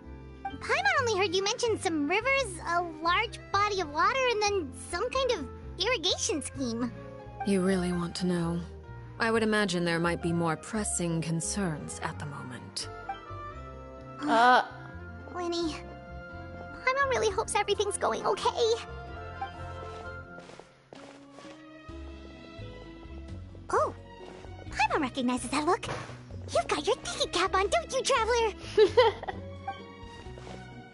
Maeve may seem relaxed, but she didn't seem to enjoy she didn't seem to be joking earlier when she said those who betray the organization must pay with their lives. I think she's serious about punishing those kids. How should we stop her? No, there's something else we should figure out first. While we were talking in front of the Palais Memorial, she mentioned Clervy's name. Does that mean she knew where Clervy was the entire time? Maybe she even anticipated how Lenny and the others were going to act. Oh god! Oh, shoot. Are you alright? Yes, Oh, jeez. I'm so sorry. I was so focused on selling these papers, I wasn't looking where I was going. I wasn't paying attention. Well, let me make it up to you at least. Here, take this paper. On the house. On the house. He kind of looks familiar for some reason. Oh, you don't have to give us anything. Wait, I think he's the guy in the photo. His hair is a little longer. He has the big scar on his face. Please, I want to. It's not like I'm short on supply. All the extras will be useless come tomorrow anyway. It's my fault, really. I was just trying to bring home some extra mora for the family, but I bit off more than I can chew. I haven't had many takers today, so I'm still swimming in papers. What's going on here? Nothing much. I just ran into your friend here on accident. I should probably get going, actually, so... Hold on. Of course, I'm happy to compensate you with mora, it's just... I don't have any on me at the moment. I'll take 3 papers. Here. Your payment. The dog. Oh! Thank you for your patronage. May the Archons bless you with good fortune. If only I had the chance to run into such generous customers every day. I should probably just take on a smaller inventory though, right? I'm getting married soon, so sometimes it's hard to not get ahead of myself. Anyway, I should head out. Goodbye!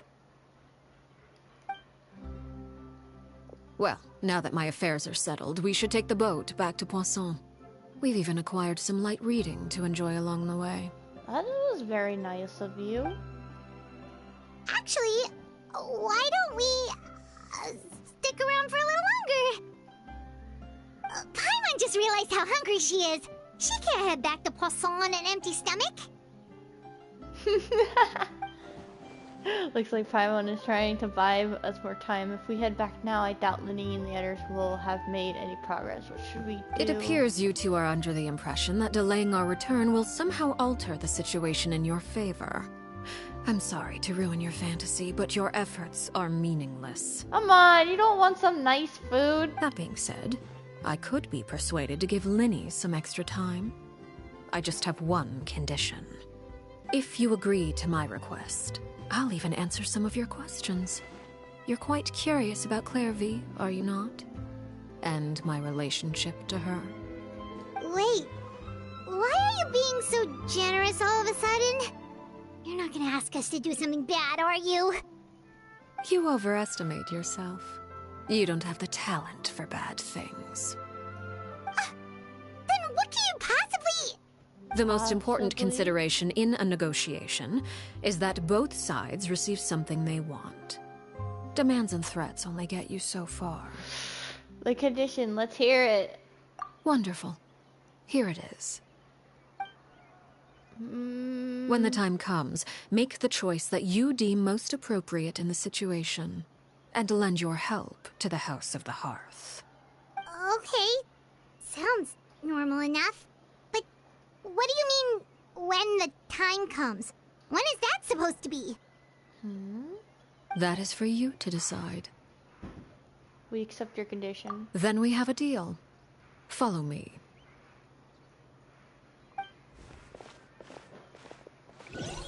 Okay, that's not unreasonable. I'm surprised that was it.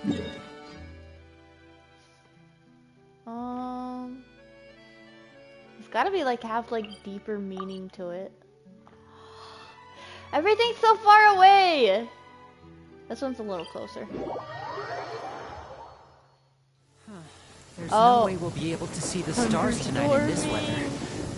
Unless I try making the stars appear anyway.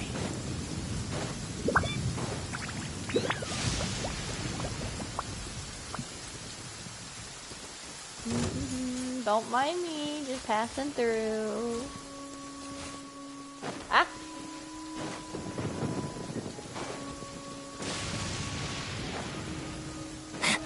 Oh, there's blue skies now. How convenient. Oh, there's a Culus.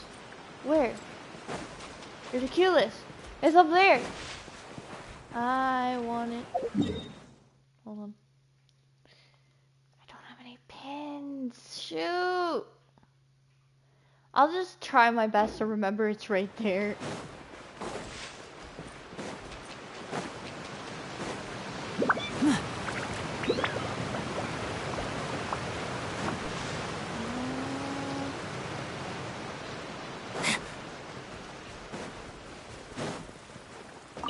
Taking you.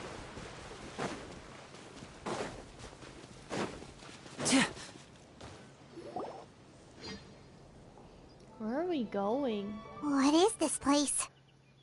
Somewhere long forgotten by everyone. It used to be a grand building. Now it's nothing more than a pile of rubble. Oh. No one comes here anymore, nor does anyone care about what once happened here.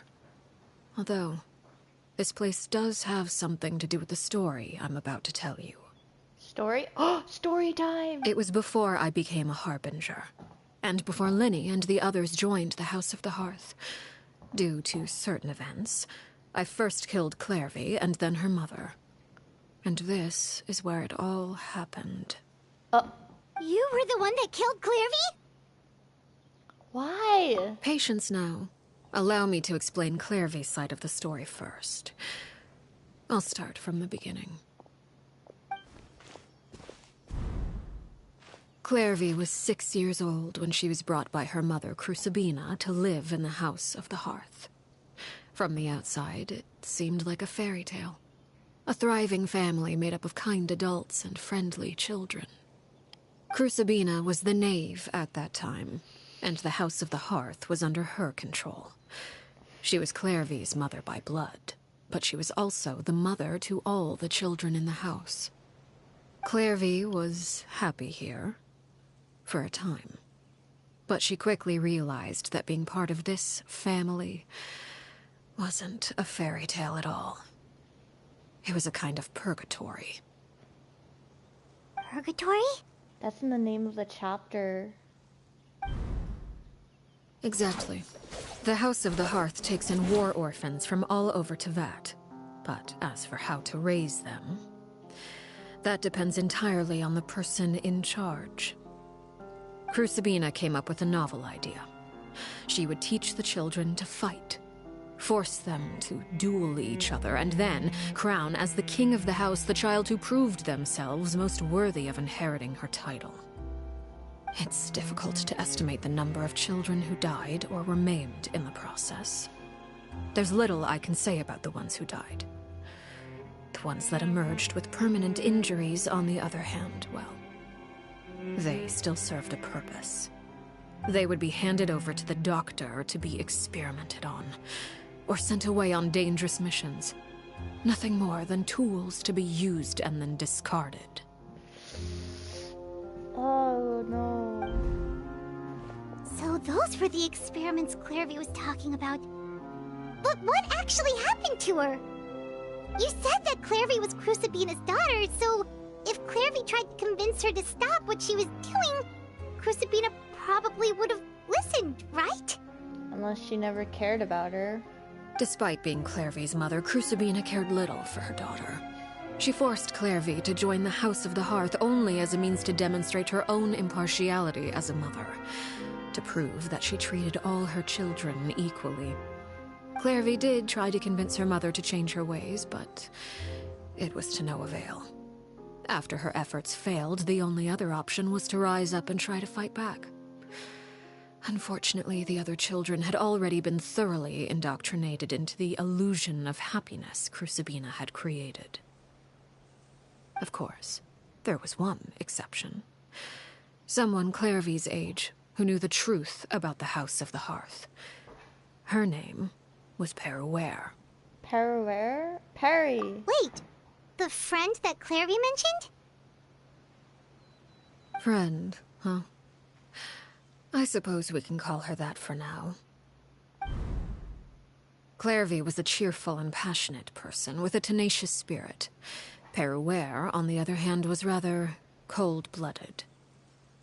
Her cold-blooded nature allowed her to see through Crucibina's facade. Yet, it was also this cold-bloodedness that prevented her from acting against it. At least at first.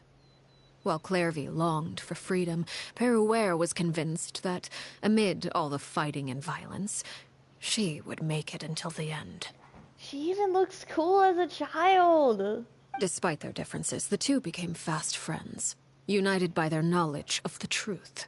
Clairvy told Purgatorius that she hoped to create a real family, where no one would be killed or sacrificed. There may have been a certain naivete to her ideas, but Clairvy proved her determination many times over.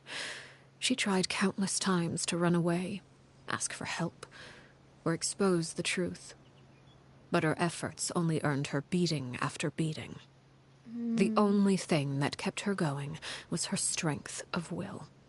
Even with her body racked with pain, she would still stand on her tiptoes and open the window at night. She and Purgatorius would look out at the moon together, a fierce longing for freedom shining in her eyes. But one day that light simply vanished. Oh no. What happened? Her hopelessness resulted from a culmination of things. 10 years had passed. 10 years worth of failure after failure. She and Purgatorius weren't children anymore, but finding any chance to escape still seemed as hopeless as ever. They still look like children, but they did grow older. It was during this time that Purgatorius suggested a new plan. If escaping was out of the question, why not take down the very person sitting on top of this throne of lies? Mother herself. Clairvy rejected that proposal. She claimed that, as a famous harbinger, Crucibina possessed an unimaginable amount of power. Trying to kill her would have an incredibly low chance of success. Clairvy never gave another reason, but Purgatorius could see it written all over her face. Clairvy still thought of Crucibina as her mother. Killing her own flesh and blood was a line she couldn't bring herself to cross. If she couldn't escape and fight back, then only one option remained. Death. Precisely. No. Death was the only way that she felt she could be free. It happened during a duel. When she arrived at the dueling ring that day, her partner turned out to be none other than Purgatorius, the very person that had stood by her side all those years. It was a fierce battle. But ultimately, Clairvy decided to let Purgatorius end her life. From that moment on, Purgatorius' journey was one written in flames. When the rain finally came and washed it all away, there she stood, the sole victor in Mother's endless game of slaughter. A trail of corpses strewn across her path to success. This is so sad and, like, dark, very dark. It was the very result she had predicted 10 years prior. Even then, she believed she would make it until the end. She wasn't surprised by the fact that she emerged as Mother's undisputed heir. Rather, her success left her with an inexplicable sense of restlessness. She was unsettled, and there was only one thing that could quell that sensation. Perhaps you two would like to take a guess as to what it was? Killing the person at the very top. Crucibina, you mean? But... Correct. This is the place where Purgatorius killed her best friend. A mere year later, this is also the place where she fought tooth and nail to kill the mother they shared. The moment she acted, any conception of what was right or wrong ceased to matter. It's one of the principles of the house. Only those who survive get to write the rules. Purgatorius won the battle, and became a harbinger herself. After which Her Majesty, the Tsaritsa, bestowed upon her a new name. Arlecchino. So the Perry Clairvy was talking about... It was you all along. You're Purgatorius. Arlecchino is just a name you got later. I figured she was. She looked exactly like the kid. Raven says hi. Hi, Raven. This was your story just as much as Clairvy's. I left that name behind long ago. I must say, hearing it now does bring back memories. After I defeated Crucibina, the moniker of Mother died with her. I chose to forego the title she called herself, and even chose to give up my own name. I rebuilt the House of the Hearth under a new identity. Not only as Arlecchino, but as father. And that is where the story ends. Any more questions? Raven says, how are your wrists doing? Terrible! Absolutely terrible. They haven't healed. They are currently hurt right now, actually. Which is... I'm gonna ice them later after this quest. Clairvy we met, though. Who is she exactly? Yeah. Based on what you just told us, Clairvy wasn't a little kid when she was killed. So the Clairvy we met... Was she really a spirit at all? I suppose you could call her an illusion born of flame. Her existence is like ashes to a fire. Something left over in the wake of blaze and ruin. Wait, I suppose you could call her an illusion born of flame? It's just like ashes. You see, a certain power runs through my veins. It's not unlike a curse. My flames leave behind shadows of anything they consume. Of course, the chances of those shadows morphing into a sentient entity are exceedingly slim. Clairvy is a very special case. Clairvy died when she was 16 years old, but what emerged from the flames was her 6-year-old self. Her appearance wasn't the only thing affected. Most of her memories were lost to the blaze as well. Oh. Raven says you need to take a month off from gaming.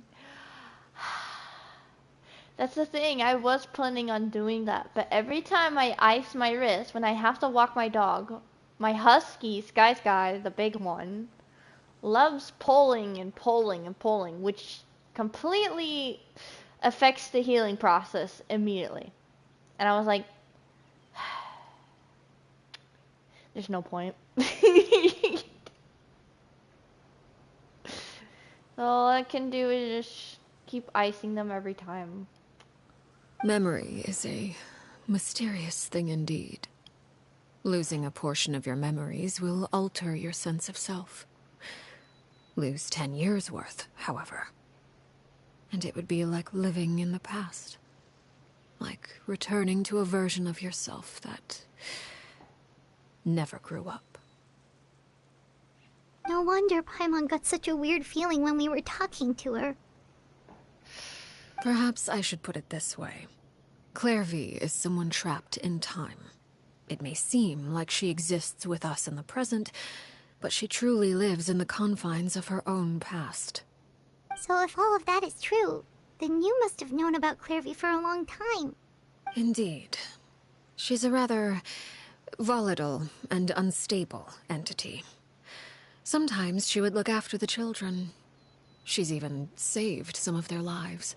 But other times, she would hide from me and become obsessed with revealing the truth about the house to anyone who will listen. Shadows don't have the capacity to learn or grow. Any new information they encounter is quickly forgotten over time. Raven says, are you wearing your braces? Yes, I am. Your attempts to expose Clairvy to sunlight. They failed, yes? The reason is actually quite simple. In Clairvy's mind, the house is impossible to escape, and it is this very perception that traps her there.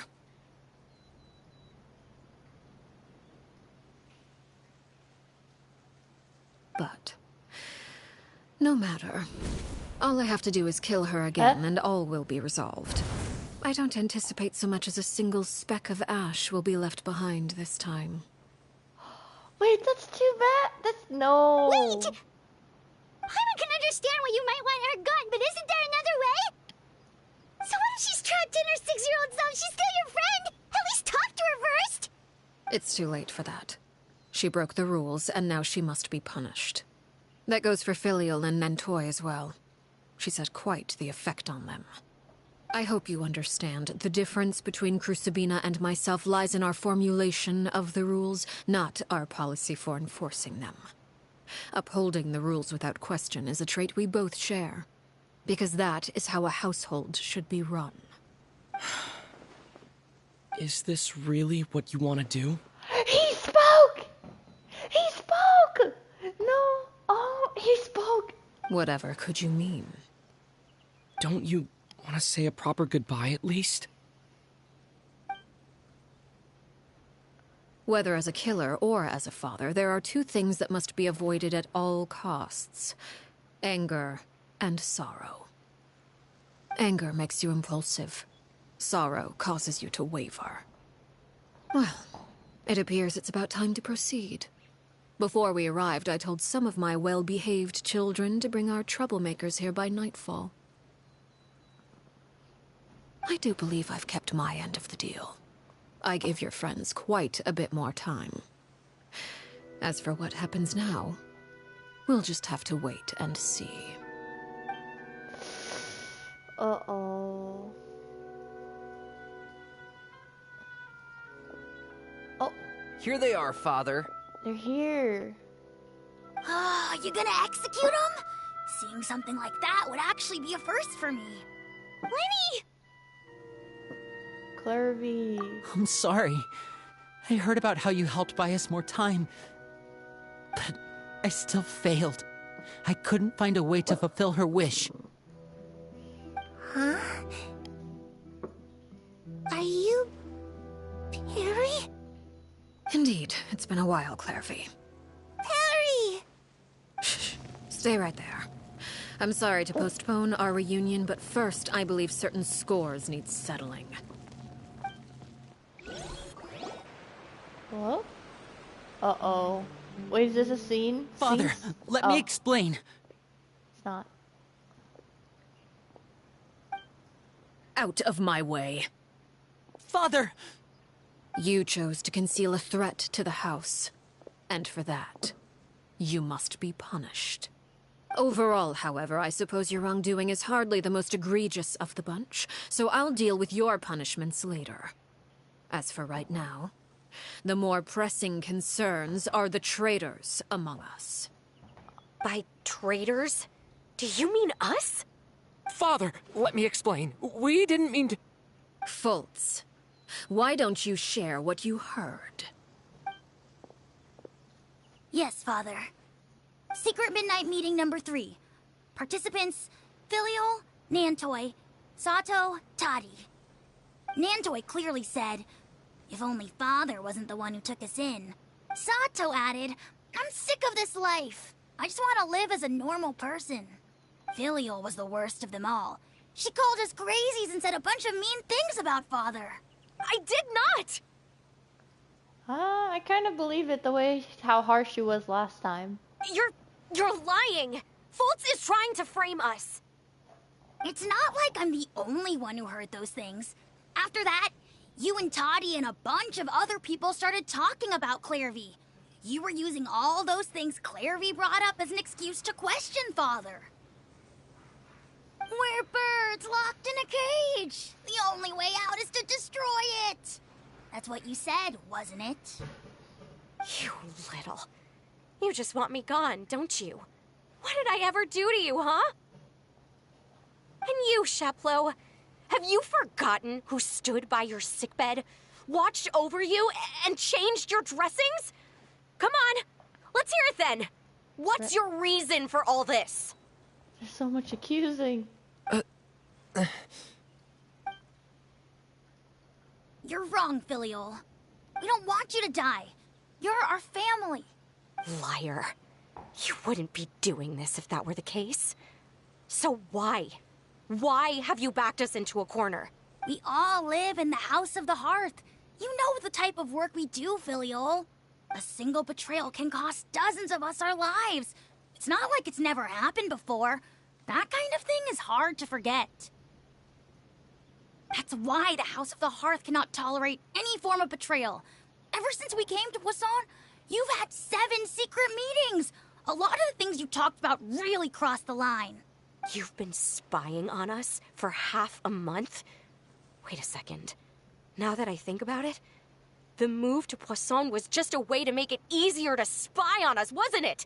Because we were all in one place. You've had this planned all along. Wait, is that really it? Filial, Nantoy, I'm sorry. I owe you both my life. I owe Clairvy too. If it weren't for all your help after I got poisoned, I wouldn't be standing here today.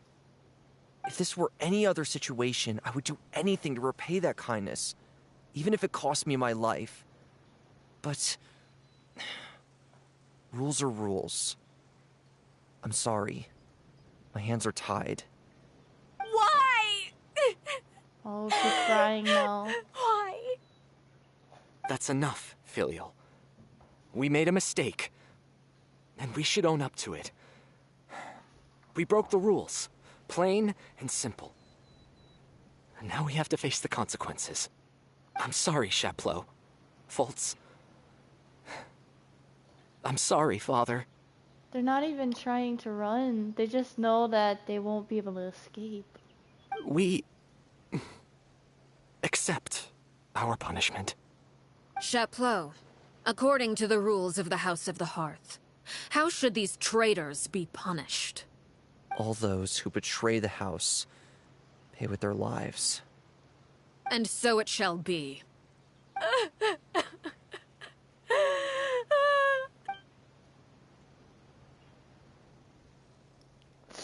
Are they really just gonna stand there? Father, please wait! Something you want to say, Linny? Please reconsider, Father. What Filial and the others did, does it really count as betrayal? We all come from broken families. From the very first day we joined the House of the Hearth, we wanted nothing more than to make it a real home. But the truth is, none of us know what a real home should look like. I'm not saying I have all the answers. All I know is this. Killing Filial and the others may uphold the rules, but doing so will only bring us further away from being a real family than we've ever been. So please, Father, please, reconsider. It sounds like Linny's gonna cry. I agree with Linny. Father, please. Linny, you... I also agree with Linny.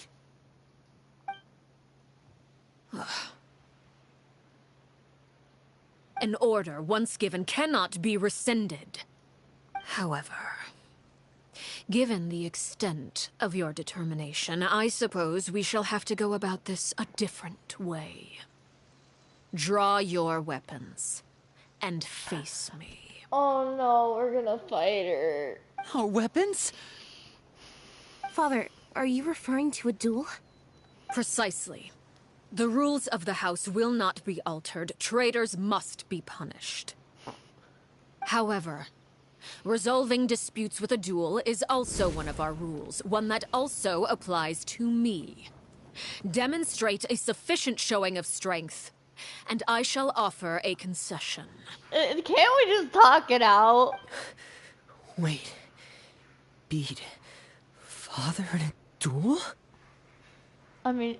Impossible. Father is way too strong, even for Lenny.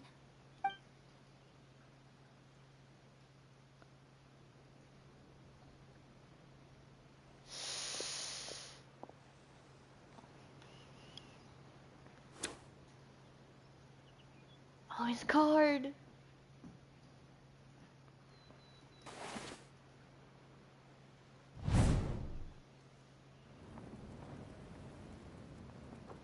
Did you hear that, Traveler? Lenny and the others have to duel the knave. What should we do?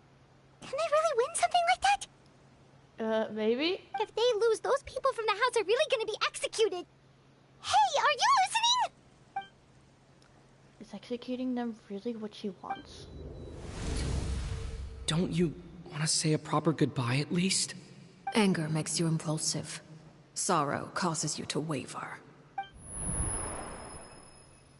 Back then, she never actually answered my question. But that makes the answer pretty obvious, doesn't it? Oh. Looking at that expression on her face, she seems really serious about this. Guess that means there's no chance she's throwing the duel on purpose, huh? There's no way the knave will lose on purpose, although... When guests are around, families are often on their best behavior. And any disputes are less likely to escalate. When the time comes, make the choice that you deem most appropriate in the situation, and lend your help to the House of the Hearth.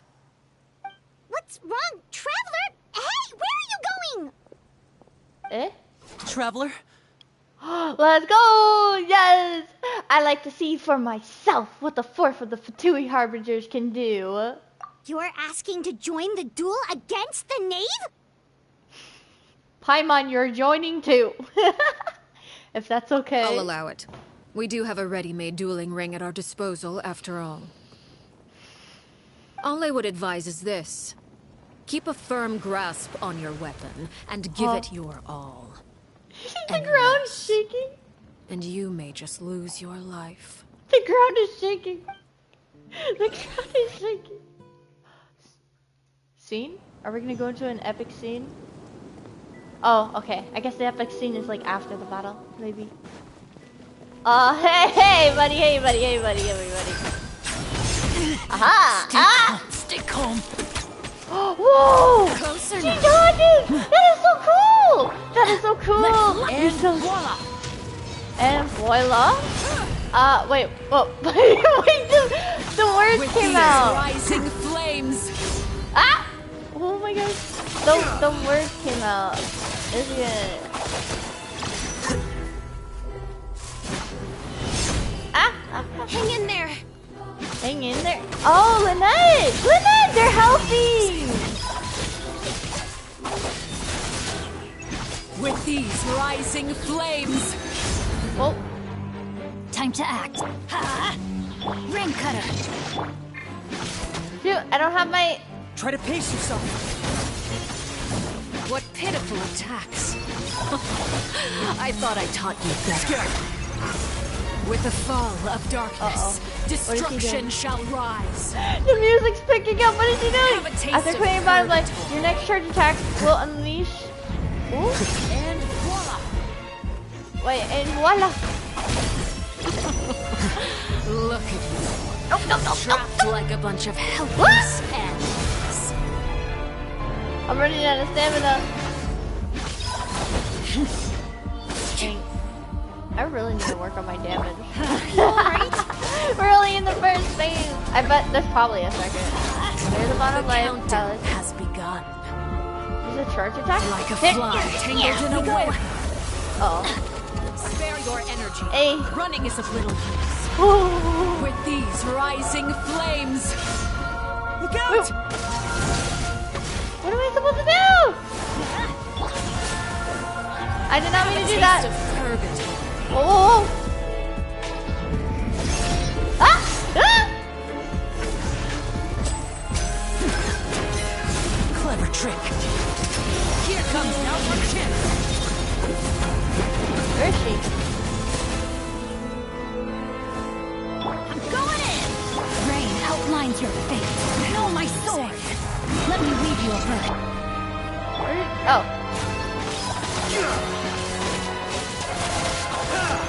Father's even stronger than I expected. Not bad. You've proven to be a worthy opponent after all. Spare your energy. Running is of little use. Ah, I love her science. It's so cool.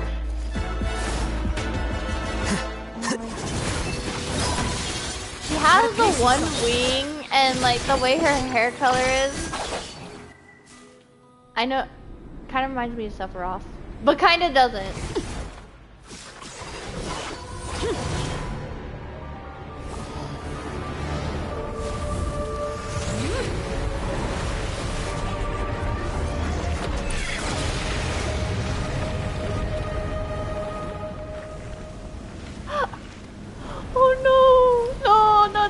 No, wait, hold on. Right now you're more scarier than Signora's fight. The flame one.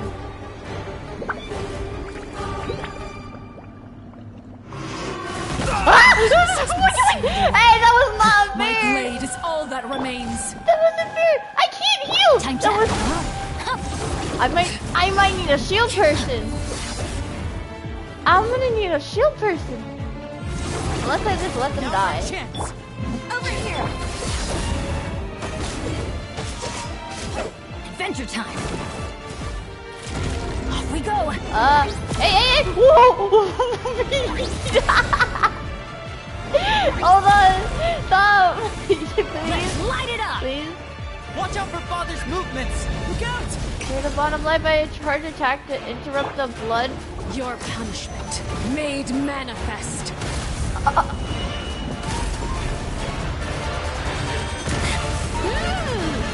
Oh man, that's scary. Hey. Yeah. Now's our chance. Over here. Dang it. The sun and moon have set. Only ruin remains. No! Who's next? Shoot. This is not good. This is not good. Benny's adventure team. I have failed. Look out! Watch out for Father's movements. The music! Zichu!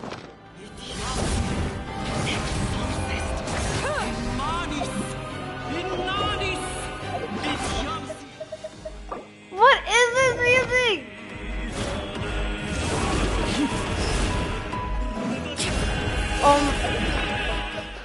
I need stamina. Hold on. Where's my stamina?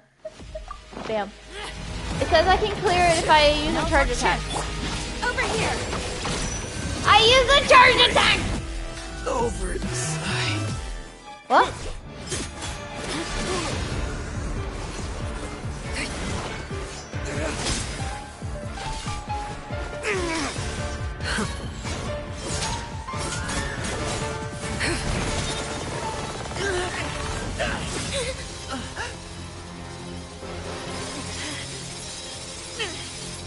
You should know better than to crowd in one place.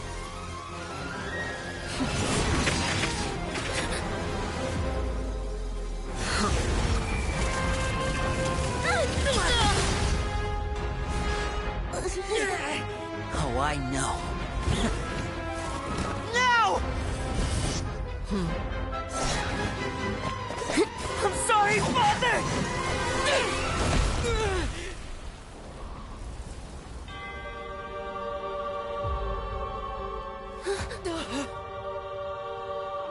Sorry for what? This pitiful excuse for an attack.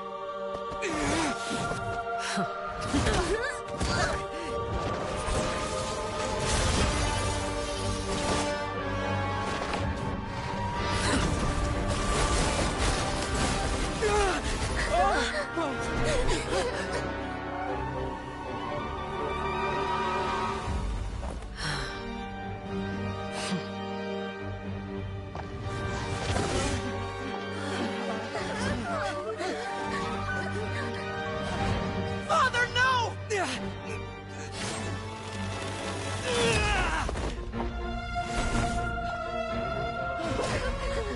Made it out, did you? You're stronger than I expected.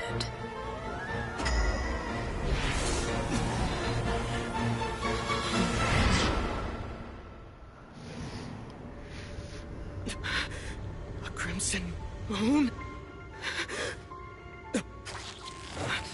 I can't move.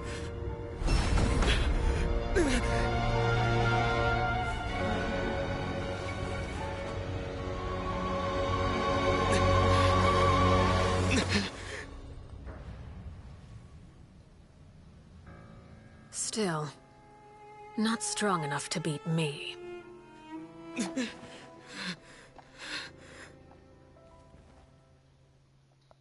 What? That was crazy! That was so scary! That was so awesome! There was so many words for that scene. Like, dang! I thought the traveler was actually gonna die!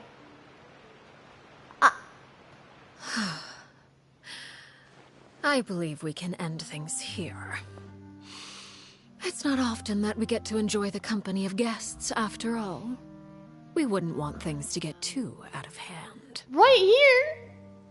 Nah, I don't think she's gonna kill him. I don't think so. She would have killed me right then and there if she was. That was crazy! Scar says, this is actually scary, bro. I agree. Brother, are you alright? Lenny. If I hadn't kept fighting right there, I would have not survived. No. Given that I am the victor of this duel, as agreed, the punishment stands. No! I never thought things would end like this. However, everyone involved in the duel demonstrated a remarkable level of strength and determination. In light of this, I'm prepared to change the method of execution. Elwar, the bottled flames I gave you for safekeeping. Do you still have them? Yes? I wasn't sure what they were for, but I've kept them super safe. I didn't lose a single one. Wonderful. Then, in just a moment, I'll have you administer them. Bottled flames? Indeed. They're the product of a secret experiment. Under certain special circumstances, flames can be extracted from my person and preserved. Once ingested, searing pain will spread across every inch of your body. No harm will come to you physically, but your memories will be burned away. If you can withstand the pain. When you awake, you'll have forgotten everything you know about the House of the Hearth, and will be expelled from the organization. Wait, does that mean Linny and Ned and Fremine will forget? But they met Fremine when they joined the House of the Hearth, so doesn't that... They'll forget Fremine. In other words, administering this concoction will kill the version of you that grew up in the house, and give you a new identity. So that means the young man that I thought looked familiar, the one selling newspapers outside the Palais Marmonia, he must have been the same horror we saw on the list of executions he was killed at all. He wasn't. Memory is a mysterious thing indeed. Losing a portion of your memories will alter your sense of self. I knew it, so she didn't kill any of them.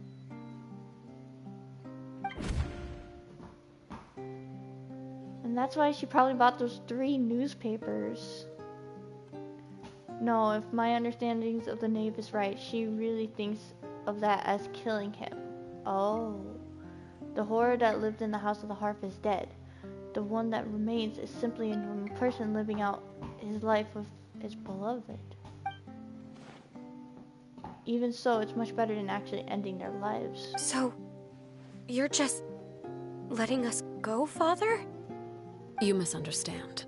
Memories are extremely important. Once consumed by flame, the version of you standing before me will die, and our secrets will die with you. So no, I don't intend to just let you go, because the person who survives will be nothing but a stranger. Even so, I won't have to live in fear anymore. I'm sorry, Father. I'm sorry I let you down. But I really... Don't cry, Filial. You haven't left the house yet, so there are still rules to be followed, yes. Remember what I taught you. Anger makes you impulsive, sorrow causes you to waver. Don't let yourself be controlled by your emotions. Of course. I'll remember. Dry your tears, and go pursue the life you really want. Yes, Father. Chaplot, Fultz, Elwar. Take them back to Poisson. And bring Linny and the others as well. Wait, I don't want Linny and the others to forget everything. I prepared 3 extra vials of bottled flames. As for whether to take them, the choice is yours. Goodbye, children. The next time we meet, I will no longer be your father. Thank you for all you've done for the house. I hope you have bright futures ahead of you.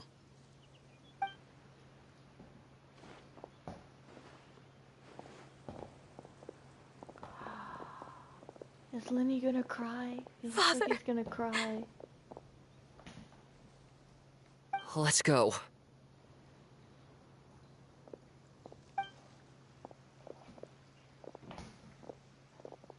Here, grab my arm, Linny. I'll help you walk back. Thank you.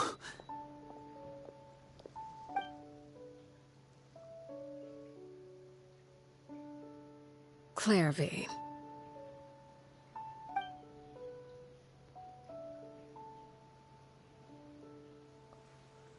Scar says, okay, she's not bad as I thought. Yeah, like... Can we talk now? She's much better. I've been waiting for a super long time. I'm surprised you stayed, Scar. You normally hate spoilers, but you stayed the whole stream. You really are Perry, aren't you? I haven't seen you in so long. How come you're all grown up? Wait, did I somehow travel to the future on accident? Or am I dreaming? What a long dream. Neither. You died, Clairvy. That's what happened. Out with the truth, dang. You could have at least sugarcoated it a little. Look, she's done speechless. If this really is Clairvy's younger self, then I would say she's probably had enough lies. Oh. Okay then. Huh? That's it? You accepted it just like that? Yep. If that's what Perry says happened, then I believe her. Perry wouldn't lie to me. Plus, I don't really need to know why I'm like this. I'm more curious about what happens in the future. If you're a harbinger now, Perry, that means Mother is gone, isn't she? Can you tell me about it? I want to know what happened to her. And to me. You never stopped trying to defy fate. At first, no one believed you. You could only vent your frustrations to the moon. In fact, you often sought comfort in the night sky. You wanted to see the aurora, so one night we promised each other we would go to Snezhnaya to see it together. Later on, you tried to run away, but you were brought back each time. Mother spared your life, but it wasn't out of kindness. Instead, she decided to make an example of you by slowly torturing you over time.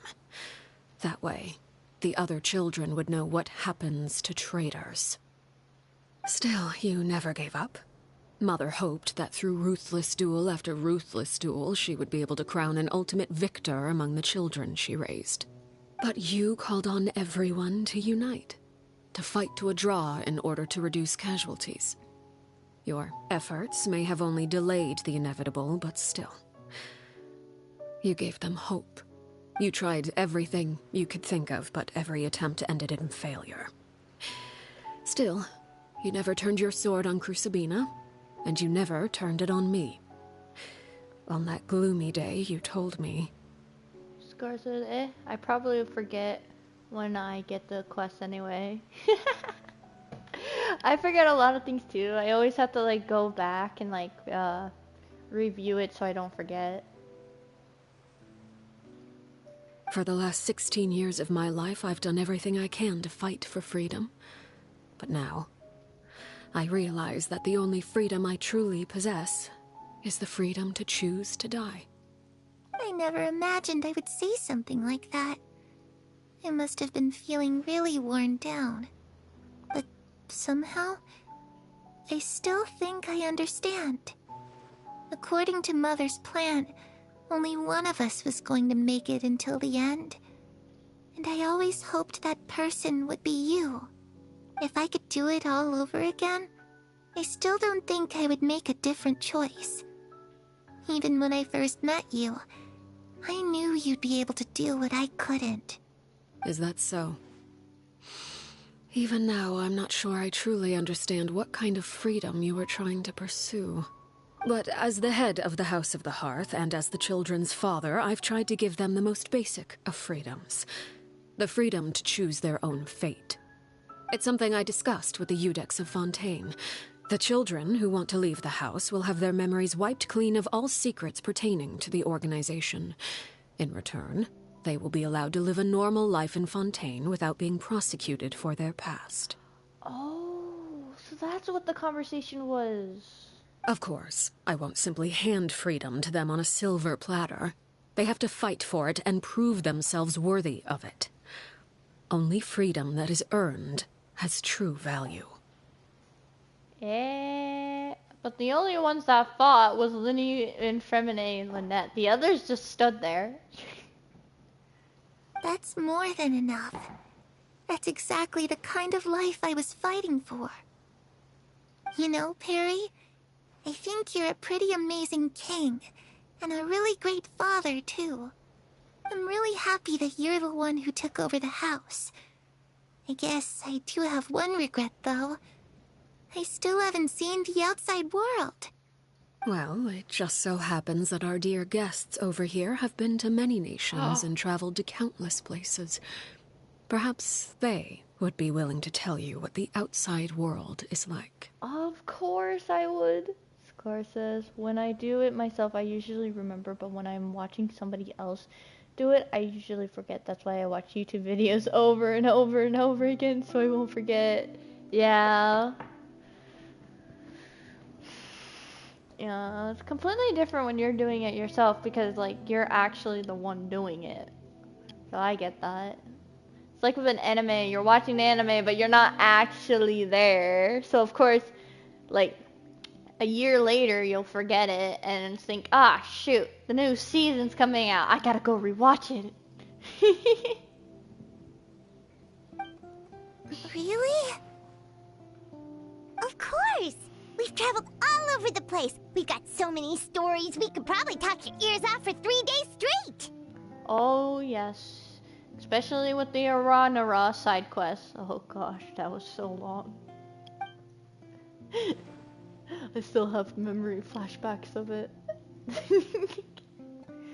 Talk about the land of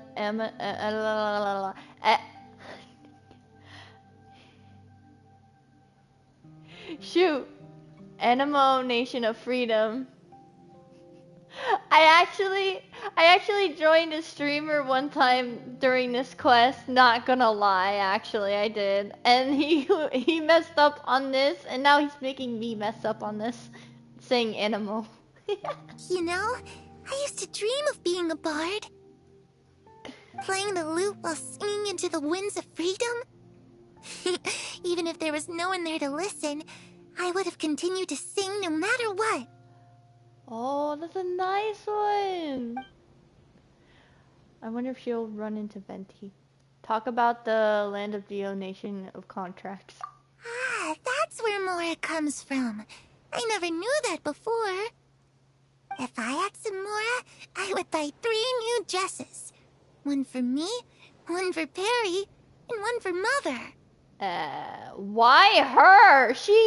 No. It's just too bad Perry doesn't like wearing dresses. And Mother, she probably wouldn't accept something like that either. I guess I'd just have to keep them all for me then. I could wear a different one every day. This is telling me that they don't have extra clothes, that they all wear the same clothes every day. Oh no. Talk about the land of Electro Nation of Eternity. Those yokai you mentioned, what do they look like? I once saw a drawing of this one guy with horns on his head and a super scary face. Are there any yokai like that? Oh, that's Ito. Oh, sounds like you're talking about an Oni. Yep, we've met one, and let Paimon tell you, they're not nearly as scary as they look. That's true. Ito's a complete dum-dum, and it's funny. In fact, we're getting another event for Ito. Oh, I can't wait. I'm so excited. And it's a song one. I love those ones. Talk about the land of Dandro, Nation of Wisdom. I was always too afraid to skip Mother's fighting lessons. But at the academia, I bet you could do all sorts of secret things in class. Things that have nothing to do with studying. I'm just kidding. Being able to study whatever you want without having to fear for your life actually sounds pretty great.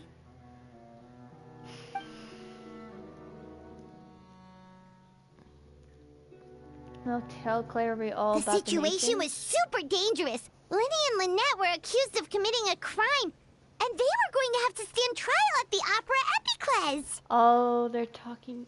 I know what they're talking about. Oh no, that must have been hard for all of you. What happened next? Don't worry, we were able to turn the situation around super quickly. All thanks to Detective Paimon, of course. Detective Paimon, yes. Oh, I love her. How'd you do that? Come on, tell me. Okay, so it was like this. After the failed magic show, we rushed to the scene and Clary is listening really intensely to Paimon's story about our time in Fontaine. She seems really happy, like all her troubles have been forgotten. Maybe this is the first time she's ever been able to truly relax. But I'm not sure how long this moment can last. So wait, if she's talking about Fontaine, that means she talked about all the other, like, adventures with the other nations, maybe. Shadows don't have the capacity to learn or grow. Any new information they encounter is quickly forgotten over time. as time passes, she'll probably forget everything we told her and go back to being that scared little girl who could only hide in the shadows. Huh? I was so busy thinking I almost didn't notice. The sun has risen. Oh, the sun! Oh no!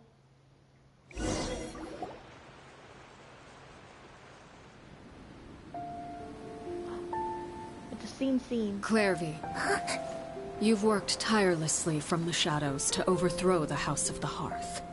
Now, by my authority as the Knave, I shall announce how this matter ends. You are hereby expelled from the House of the Hearth. You are no longer tied to this place, nor are you bound by its rules.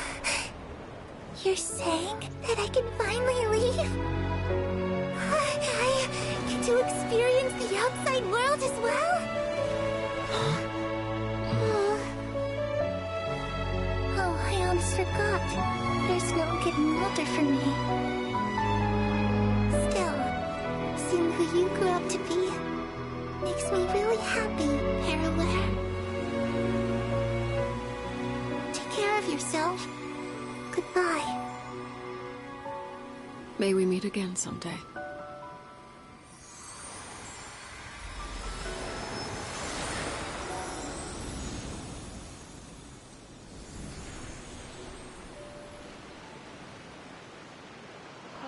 No! I knew something sad was gonna happen at the end! Dang it! No! She left so soon. Paimon didn't even get to finish her story. I wish we could have took her on adventures. I also have certain sentiments left unsaid. I wanted to tell her that the aurora I saw in Snezhnaya was just as beautiful as the ones in the pictures. But a shadow's memories reset at dawn. Had we delayed any longer, we wouldn't have had the time to say goodbye. Whatever regrets may linger, let them be lost to the coming of a new day. Wait, does that mean she'll Father? eventually come back? I feel like that was like the end of it. It's Linny! Hey, Linny!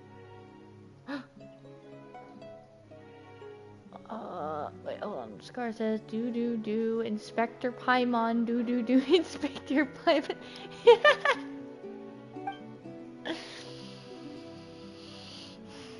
What is he doing back here? Let's go check it out.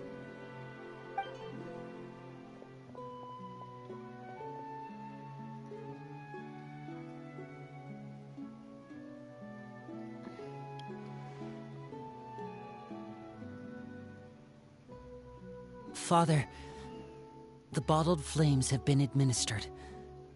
Filio and the others have left the house. Wait, he didn't take it. And you? What have you decided?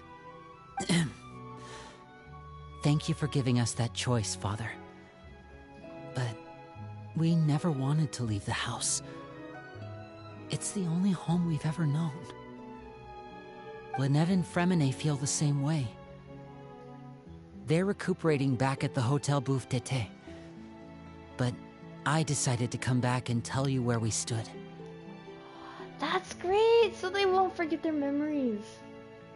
I'm sure you're well aware of the expectations I have for you. I want you to follow in my footsteps and become the next king of the house. Yet you seem to have different ideas, I must admit. I'm rather surprised by your decision to stay. There's nothing wrong with choosing to live a quiet life. Leading this organization is a heavy responsibility, one not so easily carried by someone forced onto the throne. I just never understood what you saw in me. What made you believe I was deserving of that throne? You're brave, talented, and, most importantly, you cherish your family. You would do anything to protect them, even if it costs you your life.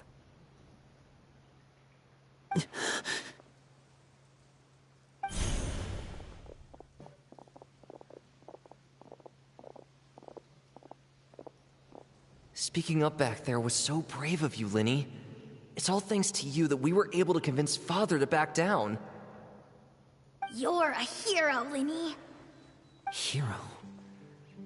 Father is the real hero. Had Father gone all out during the duel, there's no way I would have walked away with my life. She must have had it all planned from the beginning, from the very moment she suggested a duel. I'm not deserving of that title. I'm not strong enough or smart enough. You're wrong. In my opinion, all you need to be deserving of the throne is conviction and the necessary strength to act on it. We may have different ideas of what it means to be a family, but you can hardly be said to lack conviction. What you truly lack is strength. For someone of your talent, though, that's something that will come with time. Even without that strength, you still chose to face me in a duel, even though the odds were stacked against you. That capacity to honor your convictions is what I truly see in you. Father. No one knows what the future holds, what tragedy or triumph may be in store. Being at the head of this organization requires the strength of will to face whatever comes. Caution will only hold you back. We had that whole death battle, and now we're just listening to some nice calming music. If reaching a certain standard were required to go after what you want, I would never have succeeded in killing my predecessor. Back then, there was still a considerable gap between our abilities. Strength may decide the ultimate victor, but those who let a lack of strength dictate their decisions or undermine their convictions will never be worthy of the throne. I understand, Father. Thank you. Children must grow up to surpass their parents. Only then can a family continue to flourish. Surpass? But what if we want to be weaklings? What if we want to run a flower shop instead? The road ahead is not an easy one. So I'll ask you one last time. Are you certain you want to stay? You've done so much for me, Father, and that kindness must be repaid. Plus, with Project Stuja at hand, there are many dangers ahead, and I, for one, don't intend to back down. Protecting my family at all costs. That's my conviction. Then you're welcome to stay. As for Project Stuja, you need not be too concerned. If those cowardly businessmen and heartless dignitaries try to take us down, I'm prepared to teach them a lesson. Oh. Having members who longed for the light was our organization's last weakness. With those members no longer among our ranks, the House of the Hearth is like a spider hiding in the shadows. We need only wait for our prey to come to us. At present, our imperative is to use their plan to our advantage. In doing so, a crimson moon shall rise amid the frigid blizzards of winter. No demonstration of loyalty shall go unrewarded, and no sacrifice shall be in vain. As for the two of you, whether we meet again as friend or foe, I'll remember the camaraderie we shared in this moment. I really hope it's friend. No matter how arduous the journey ahead, I hope we both reach our desired destination. It better be friend. I really hope it's friend. It has to be friend. 2 days. 2 days? I thought it would be done. 1, 2. Oh, I went too far.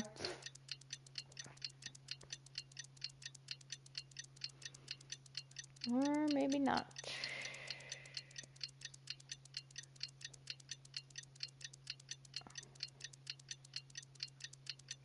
I wish this goes faster. It goes too slow. Didn't Linny say that Lynette and Fremine were recovering at the Hotel Bouffe d'été?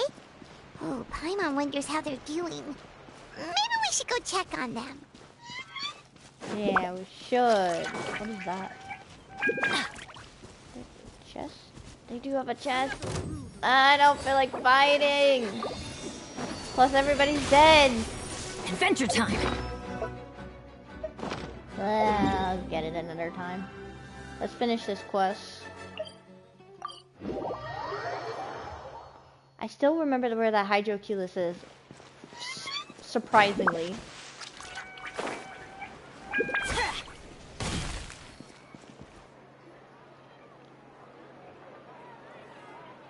Lynette? Fremine? How are you feeling? Much better. Whew, what a relief! What about you? Are you feeling alright? There's no need to worry. I'm right as rain. I knew you'd come out unscathed. Us, on the other hand, well, we've been bedridden for 2 days. I couldn't even turn over. Oh, that's... Oh, and I wanted to ask, is Clairvy gone? Yeah. Linny and the other members have left Poisson and returned to the House of the Hearth. According to him, there haven't been any more sightings of a spirit roaming the house. We bid her farewell under a blanket of sunlight.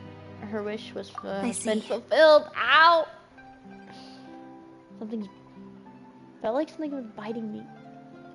I'm glad. Father came to check up on us 2 days ago and told us about what happened with Crusabina and Clairvy. Actually, I've met Crusabina before.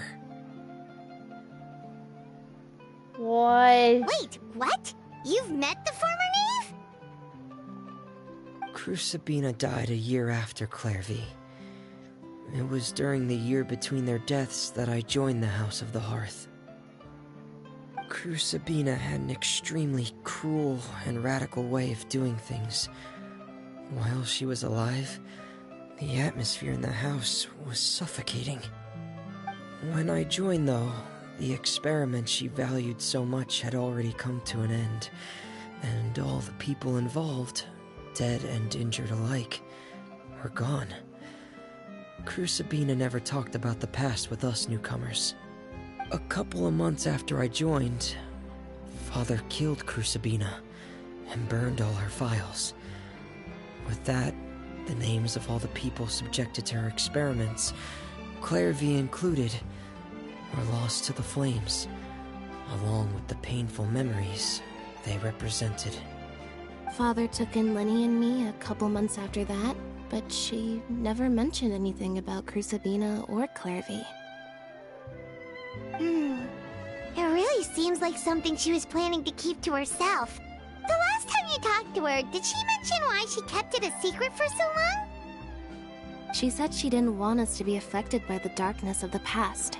She was worried we'd develop a false sense of gratitude towards her if we knew about it. The foundation of a family should be free of any corrupting influence. Whatever happened in the past, it has nothing to do with who we are now.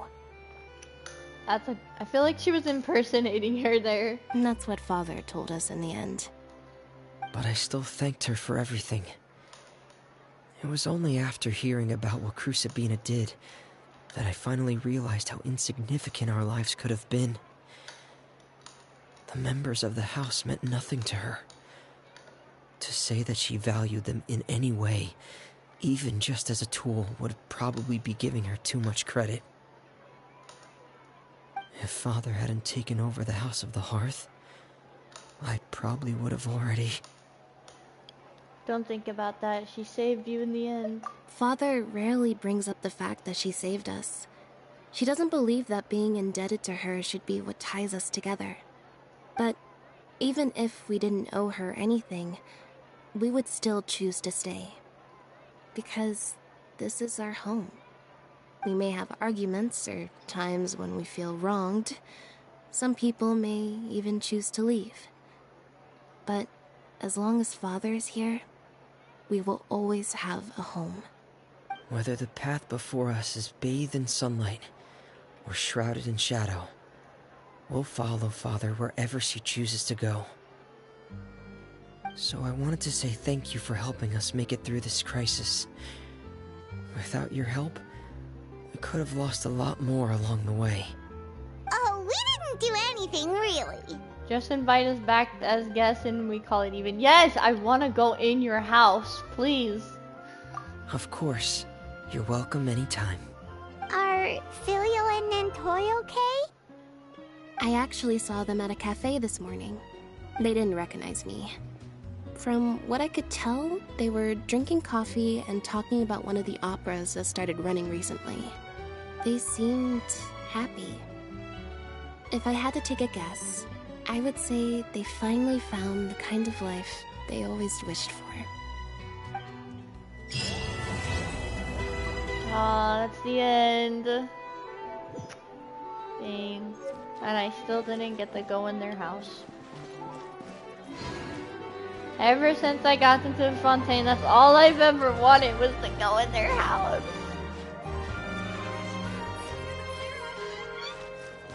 Scar says I need to go, sorry, lots of love. Aw, thank you! Don't worry, I'm about to end stream too, so. Here we go! That was the end of it. Basically, next event, Extreme is probably Lynette's event. Maybe. Yeah, I think it would be. Maybe once we do Lynette's hangout event, I can finally go in their house!